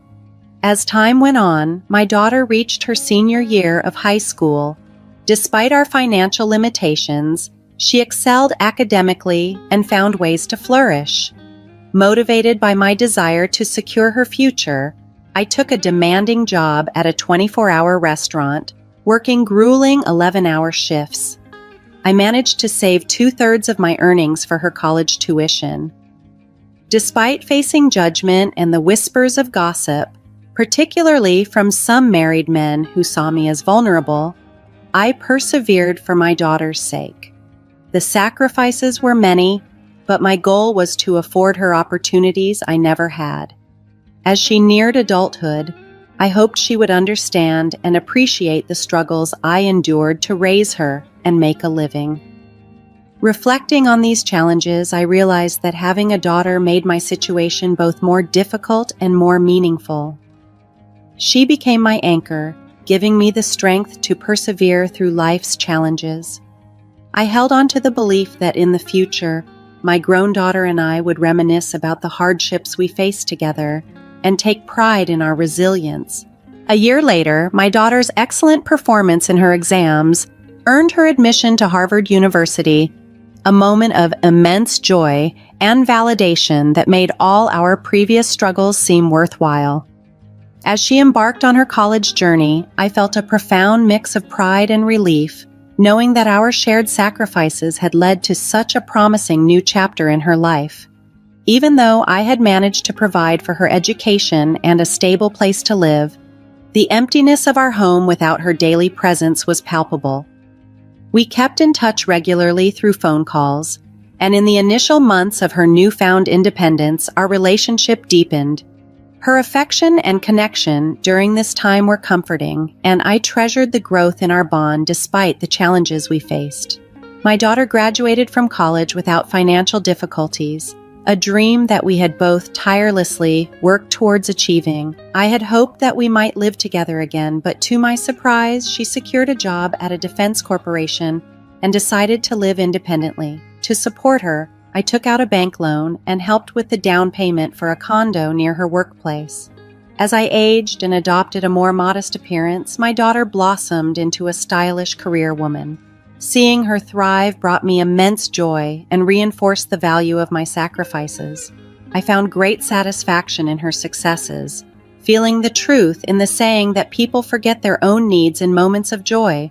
Despite having supported her throughout her college years, the thought of her upcoming wedding presented a new financial challenge. Some questioned why I continued to struggle financially when my daughter was fully capable of supporting herself. Yet, I was determined to help with her wedding expenses to prevent any disdain from her future in-laws. The belief that my sacrifices for her happiness would bring joy to us both kept me resilient. As my daughter entered the dating world, I noticed a growing distance between us. Initially hurt, I came to understand that her adult life and relationships were rightfully taking precedence. I patiently waited for her to mature and reconnect with me, realizing that priorities naturally shift during this life phase. However, her 28th birthday was a poignant moment for me. I looked forward to celebrating together, but she informed me that she had plans with someone named Scott and downplayed any need for preparations. While she might have intended to reassure me that I needn't go to any trouble, I felt a sting of neglect. Her birthday, significant for being the day she came into this world, seemed to be just another day to her, and her apparent indifference hurt deeply. It was hard to understand why she viewed spending on her birthday as unnecessary, given our tight budget. Despite her intelligence, it seemed her grasp of her mother's feelings was still evolving. Despite my hurt, I continued to love and support her, hoping for a deeper understanding between us in the future. I knew she was my only daughter, and I longed to see her, even if just briefly on her birthday. So I decided to take a day off work. That morning, I made an extra effort with my appearance before heading to her office, but what I encountered there left me reeling, an unexpected and emotionally charged situation. In the company lobby, I saw my ex-husband with his new partner, people I had hoped never to see again. How he knew to be there puzzled me.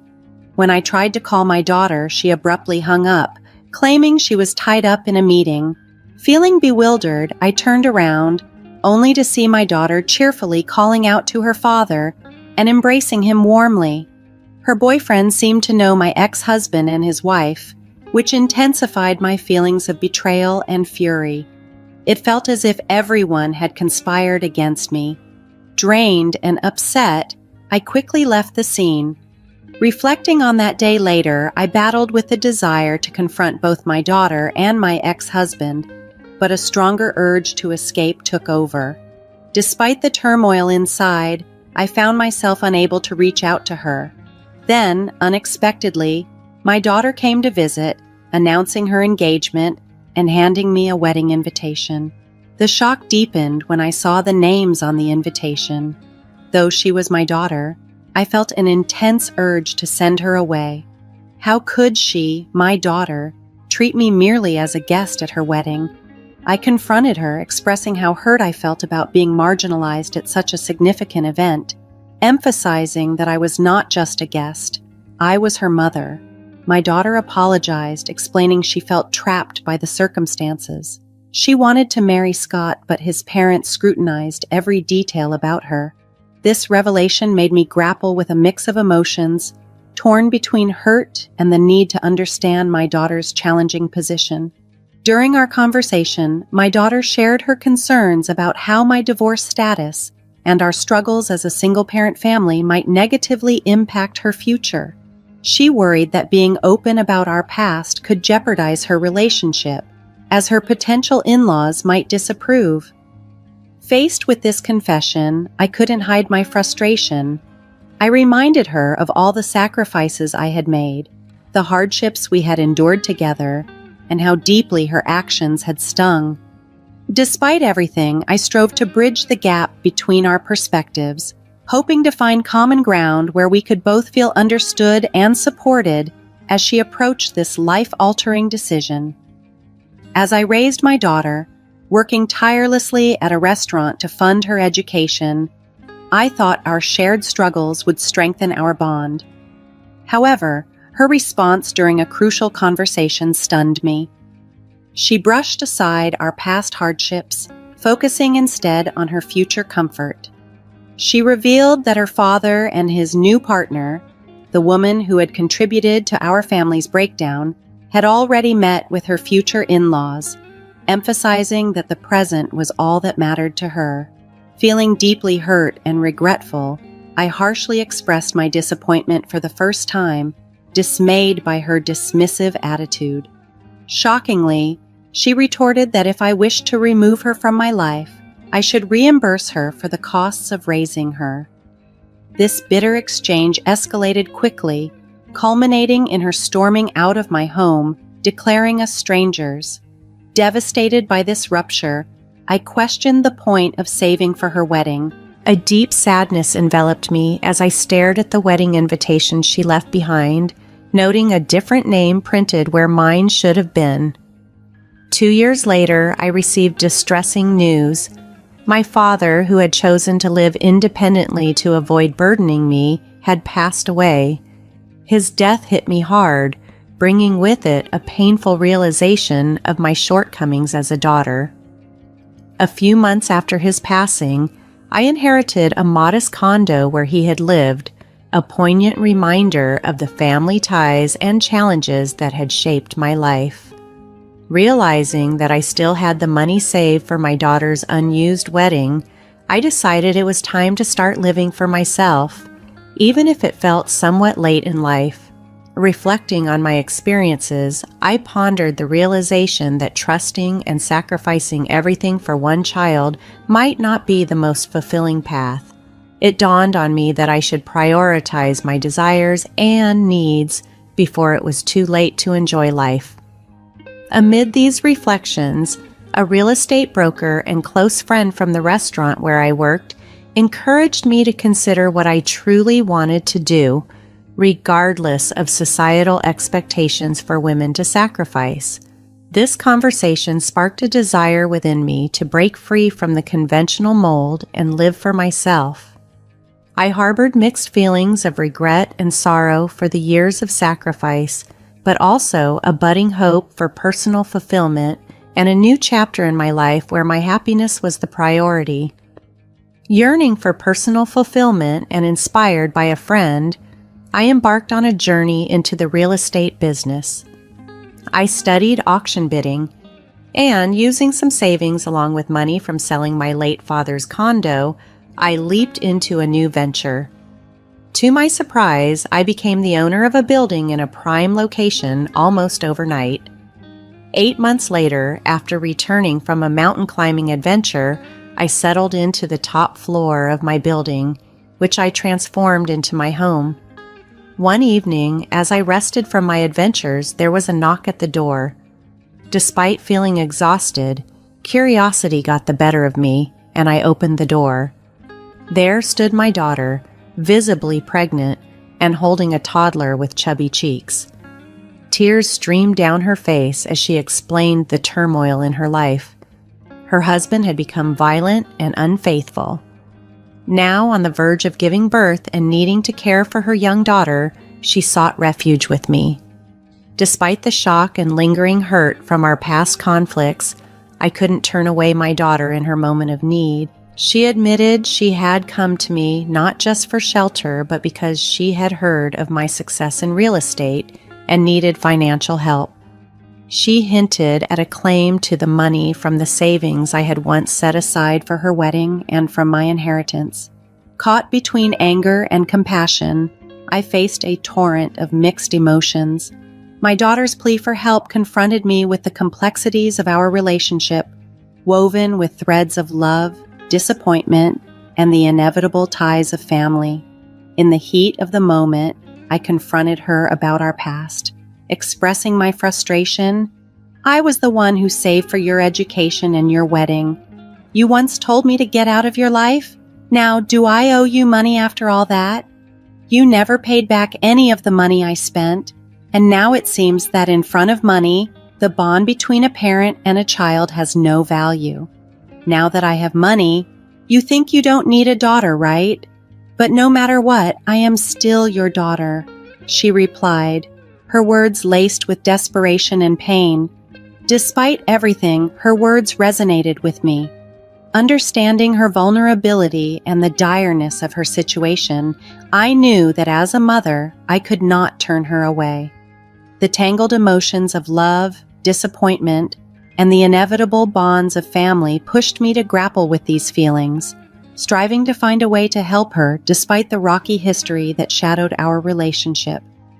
As I faced my daughter, her words stung. I have a right to your money too. I thought my success was because of your sacrifices, and I was proud to attribute my Harvard education to your efforts. But now I see that perhaps it was all in vain. Maybe you were too busy making a living that you didn't teach me how to be a decent human being.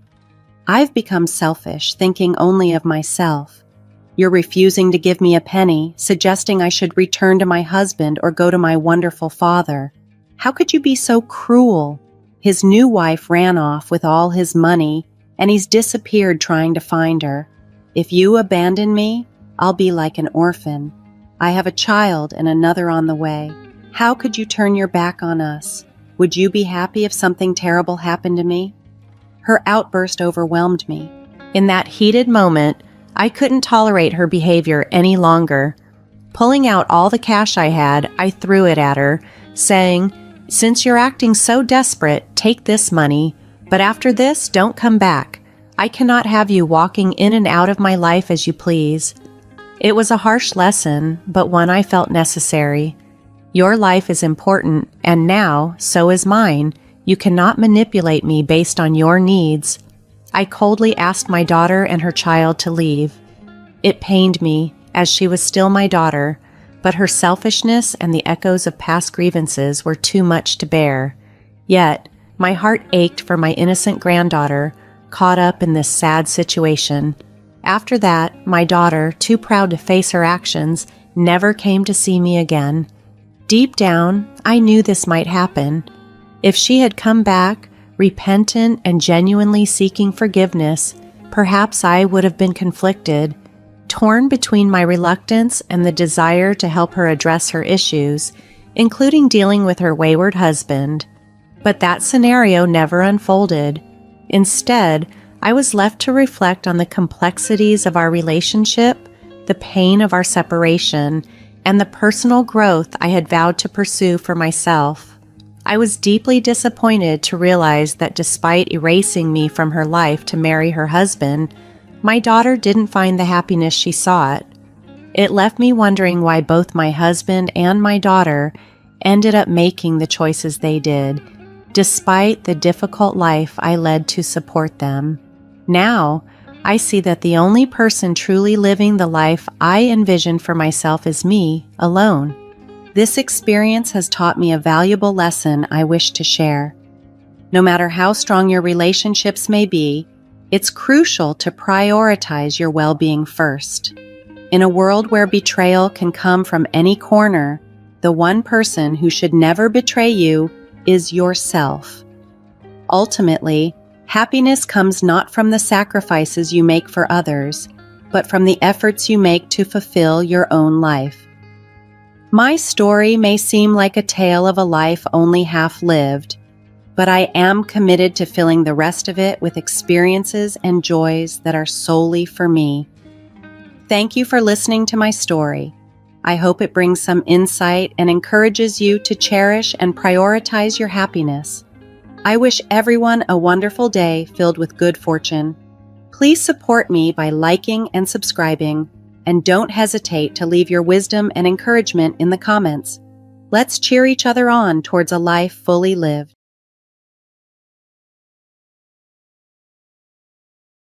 Hello, everyone. I'm Betty, and I'd like to open up about a significant chapter of my life involving some intense challenges with my in-laws and my husband amidst navigating a divorce.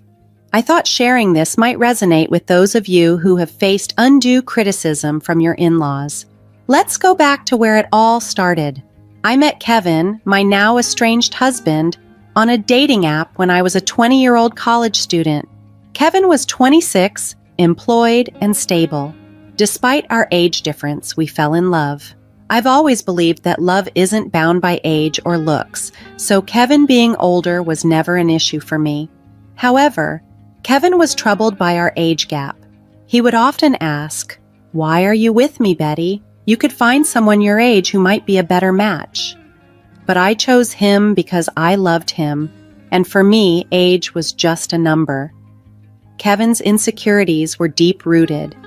He would persist. "There must be other reasons, Betty. It's not usual for someone like you to love someone like me. I wish you'd just tell me the real reason." I reassured him repeatedly that my feelings were genuine. I wasn't interested in dating someone my age. I loved him, and that was what mattered to me. Despite my assurances, Kevin's self-doubt lingered, hinting at deeper self-esteem issues that seemed to have kept him single before we met. Eager to prove my genuine affection, I made it a point never to let Kevin spend excessively on me. While I was a college student managing my finances, I wasn't wealthy but made sure to buy him thoughtful gifts and handle my expenses. I always worked part-time jobs, ensuring I wasn't financially dependent on him. Kevin seemed to appreciate these efforts, but sadly, his insecurities didn't fade and he continued to question the sincerity of my love, which deeply hurt me. It took 3 years before I fully understood the origins of Kevin's issues when I met his parents, Samuel and Charlotte. Samuel, Kevin's father, had a turn of fortune when he won the lottery, which dramatically changed their lives. This background gave me insight into the environment that shaped Kevin's perspectives and insecurities. After they won the lottery, Samuel and Charlotte bought a lavish house and wisely invested the rest of their winnings. Yet, their newfound wealth seemed to come with a sense of superiority. During our first meeting, Samuel often bragged, saying, "Not everyone makes it big like me. I was just a hard worker and look where it got me. Do you realize how rare it is to win big in the lottery? Yet, I managed it on my first try." They were quite proud of their decision-making skills, often implying that Kevin, despite his college education, would never reach their level of financial success. Charlotte often suggested that Kevin's previous partners were only after his money, leaving him as soon as they were financially better off. They openly doubted Kevin's ability to make good decisions, which infuriated me. It seemed like Kevin's parents were painting every woman he dated as a gold digger, and over time, Kevin began to believe this narrative himself. This insinuation that I was just another gold digger became an embarrassing and hurtful part of their narrative. Fed up with their baseless assumptions, I stood up for both Kevin and myself. "I'm sorry, but I have to disagree with you. Kevin has worked hard to establish his career, and in time he will achieve even greater success." But Samuel retorted, "Well, that doesn't change the fact that women only want him for money. The money we have is ours, but Kevin does co-own the house. Eventually, it will be his. Every time these girls see our $350,000 house, I swear they just see dollar signs." I couldn't hold back. "I can't speak for Kevin's past relationships, but I'm certainly not in this for the money. I love your son, and that's why we're together. I have no interest in your house." Charlotte then said, "Don't worry, Betty. Sometimes it's hard to accept that people can be successful and live in nice houses. You live in a small rented apartment with roommates. You might start desiring it after spending time around our house too." Their comments pushed my patience to the limit, and I was on the verge of losing my temper. Kevin heard everything but chose not to respond or defend himself, instead steering the conversation in a different direction. His indifferent attitude on our way home took me by surprise. After a particularly tense visit with his parents, I decided it was crucial to address the issue directly with Kevin. "Kevin, your parents are being unfair and hurtful towards both of us. Why didn't you stand up for me?"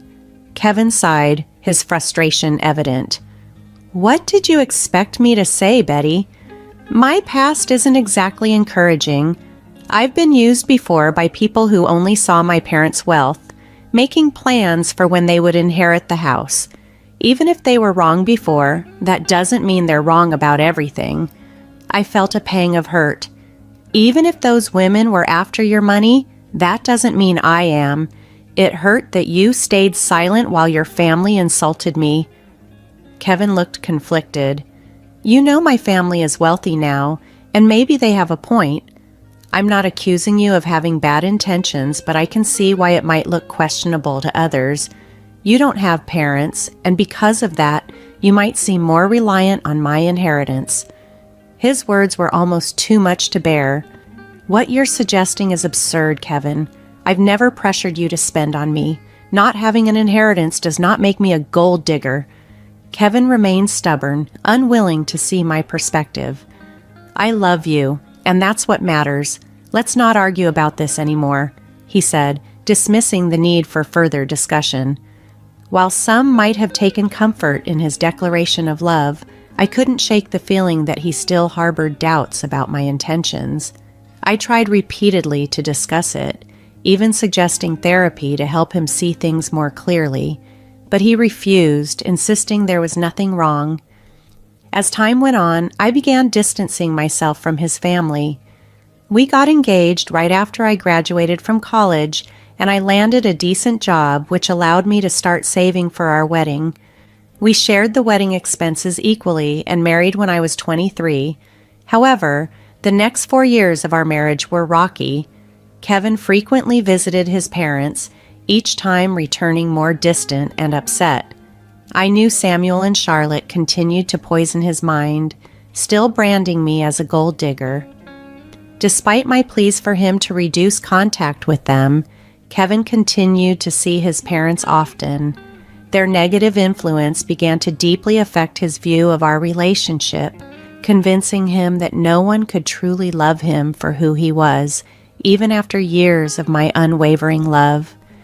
Kevin's suspicion towards me never seemed to ease, and the weight of constantly having to prove my sincerity grew increasingly exhausting.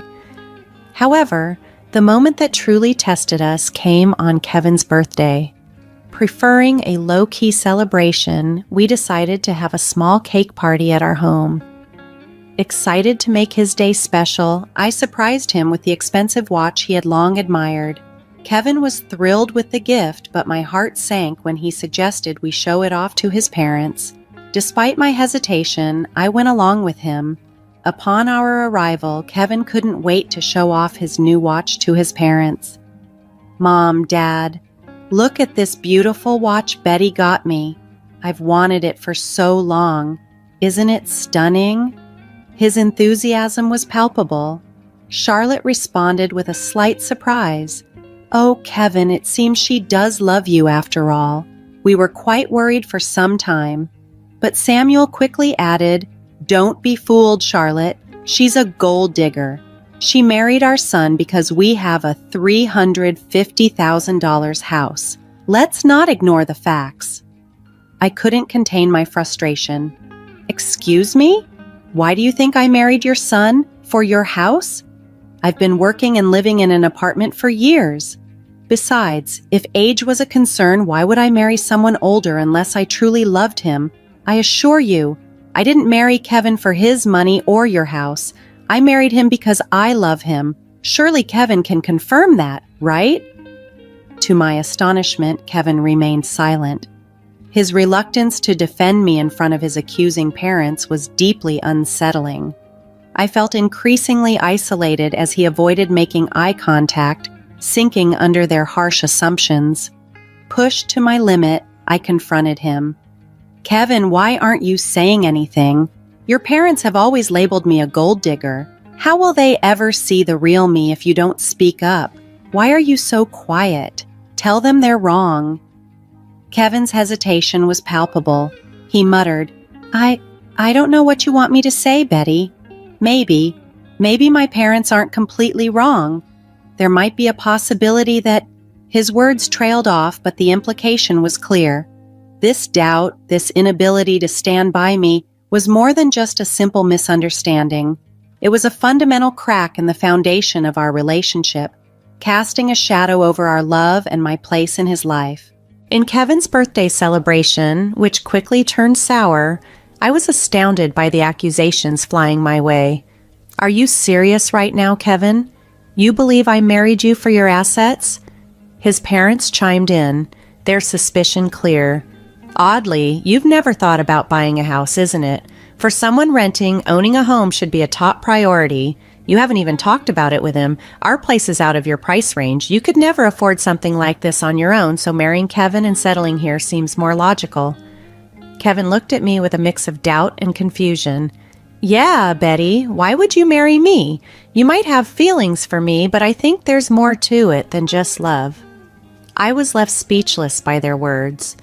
All the love and affection I had felt for Kevin seemed to evaporate in an instant. Both my in-laws and my husband saw me as nothing more than a gold digger. While the skepticism from his parents was hurtful, it was Kevin's agreement that cut the deepest. At that moment, I resolved to end our marriage. I didn't reveal my decision right away. Instead, I waited for the appropriate moment.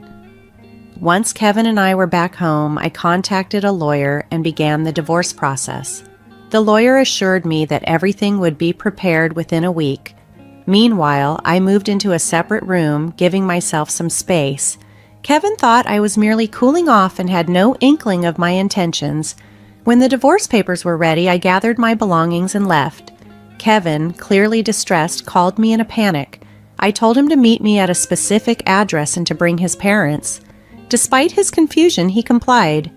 As they arrived, I stood waiting on the porch of a stunning house.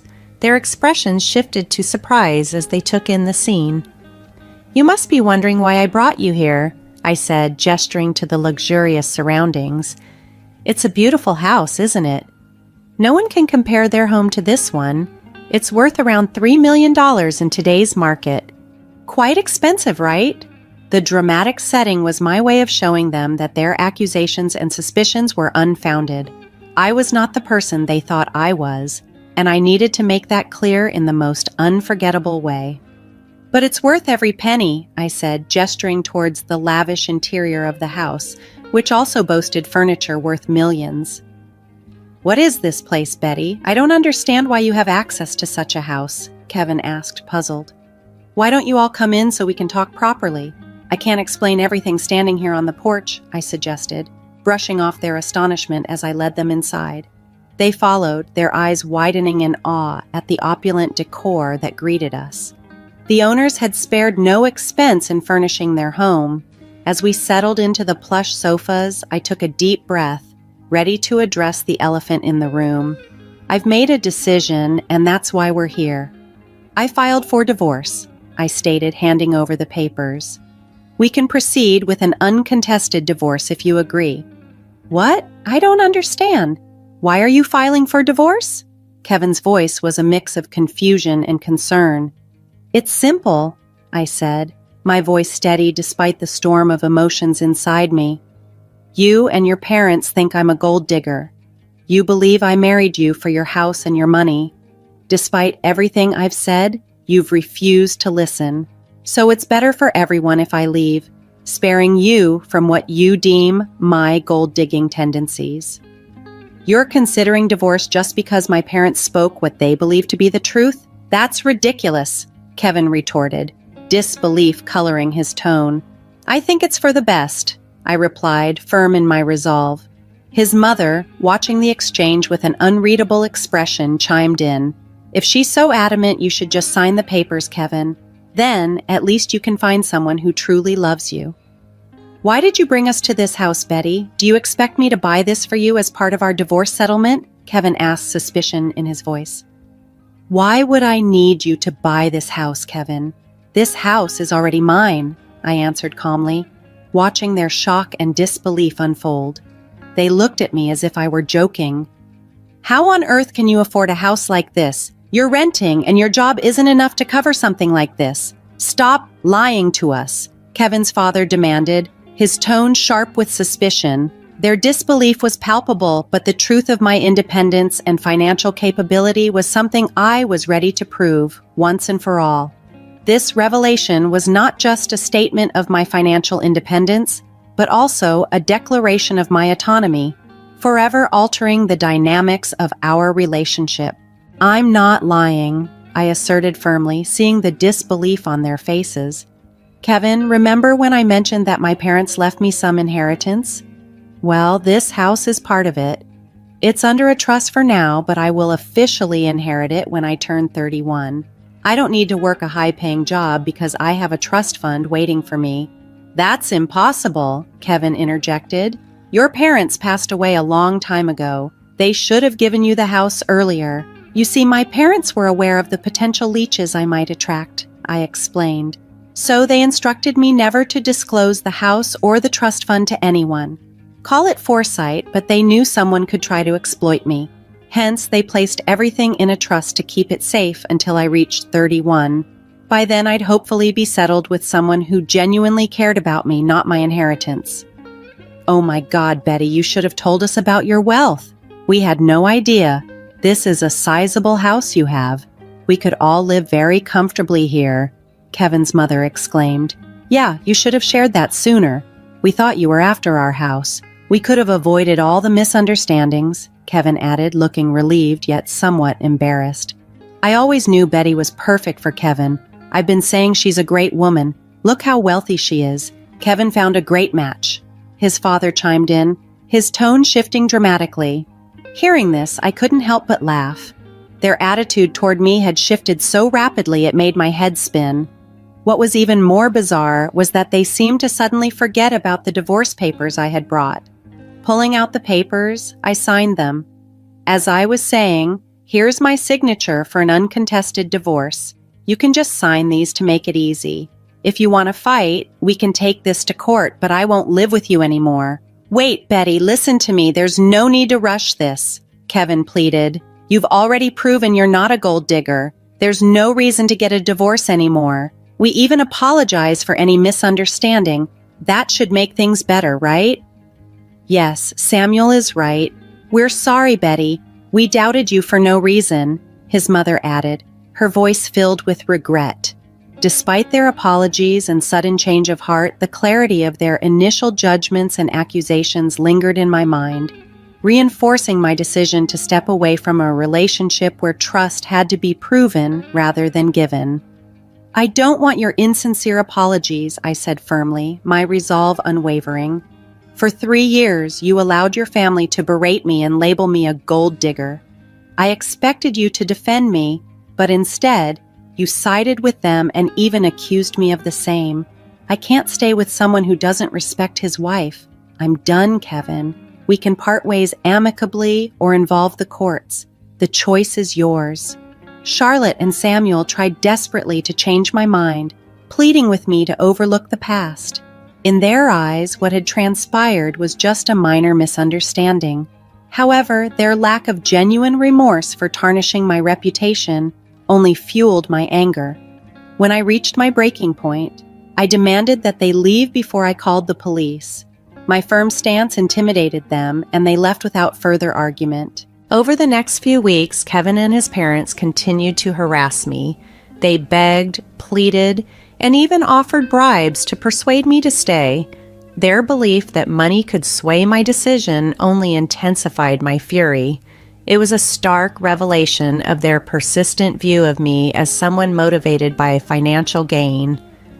Ironically, since Kevin co-owned the house with his parents, I was entitled to half of his share, which only fueled their desperation for reconciliation.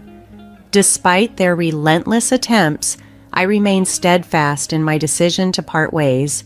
I relocated all my belongings to my parents' house, asserting my right to stay there even before officially taking ownership. Kevin and his parents persisted in their attempts to reach out, prompting me to change my phone number to avoid their constant calls from unfamiliar numbers. Kevin even attempted to discuss matters at my workplace, but I had informed security beforehand, and they asked him to leave. Kevin still hadn't signed the divorce papers, holding out hope for a change in my decision. Nearly a year has passed, and yet the situation remains unresolved, a testament to the complexity and emotional depth of our entangled lives. Since I initiated the divorce proceedings, with less than a year remaining until the legal process is concluded, I've managed quite well on my own. Living independently, I've found both happiness and financial stability. While I've gone on a few dates, I'm not considering anything serious at the moment. According to a cousin of Kevin's, his family is now worried about having to pay me my rightful share of the house. The legal fees are mounting and their savings are proving to be insufficient. Kevin is even advocating for selling the house, harboring resentment toward his parents for the upheaval they've caused in his life. At this point, I simply don't care about their dilemmas. My only goal is to be free from that toxic family and move on with my life, leaving the chaos and negativity behind.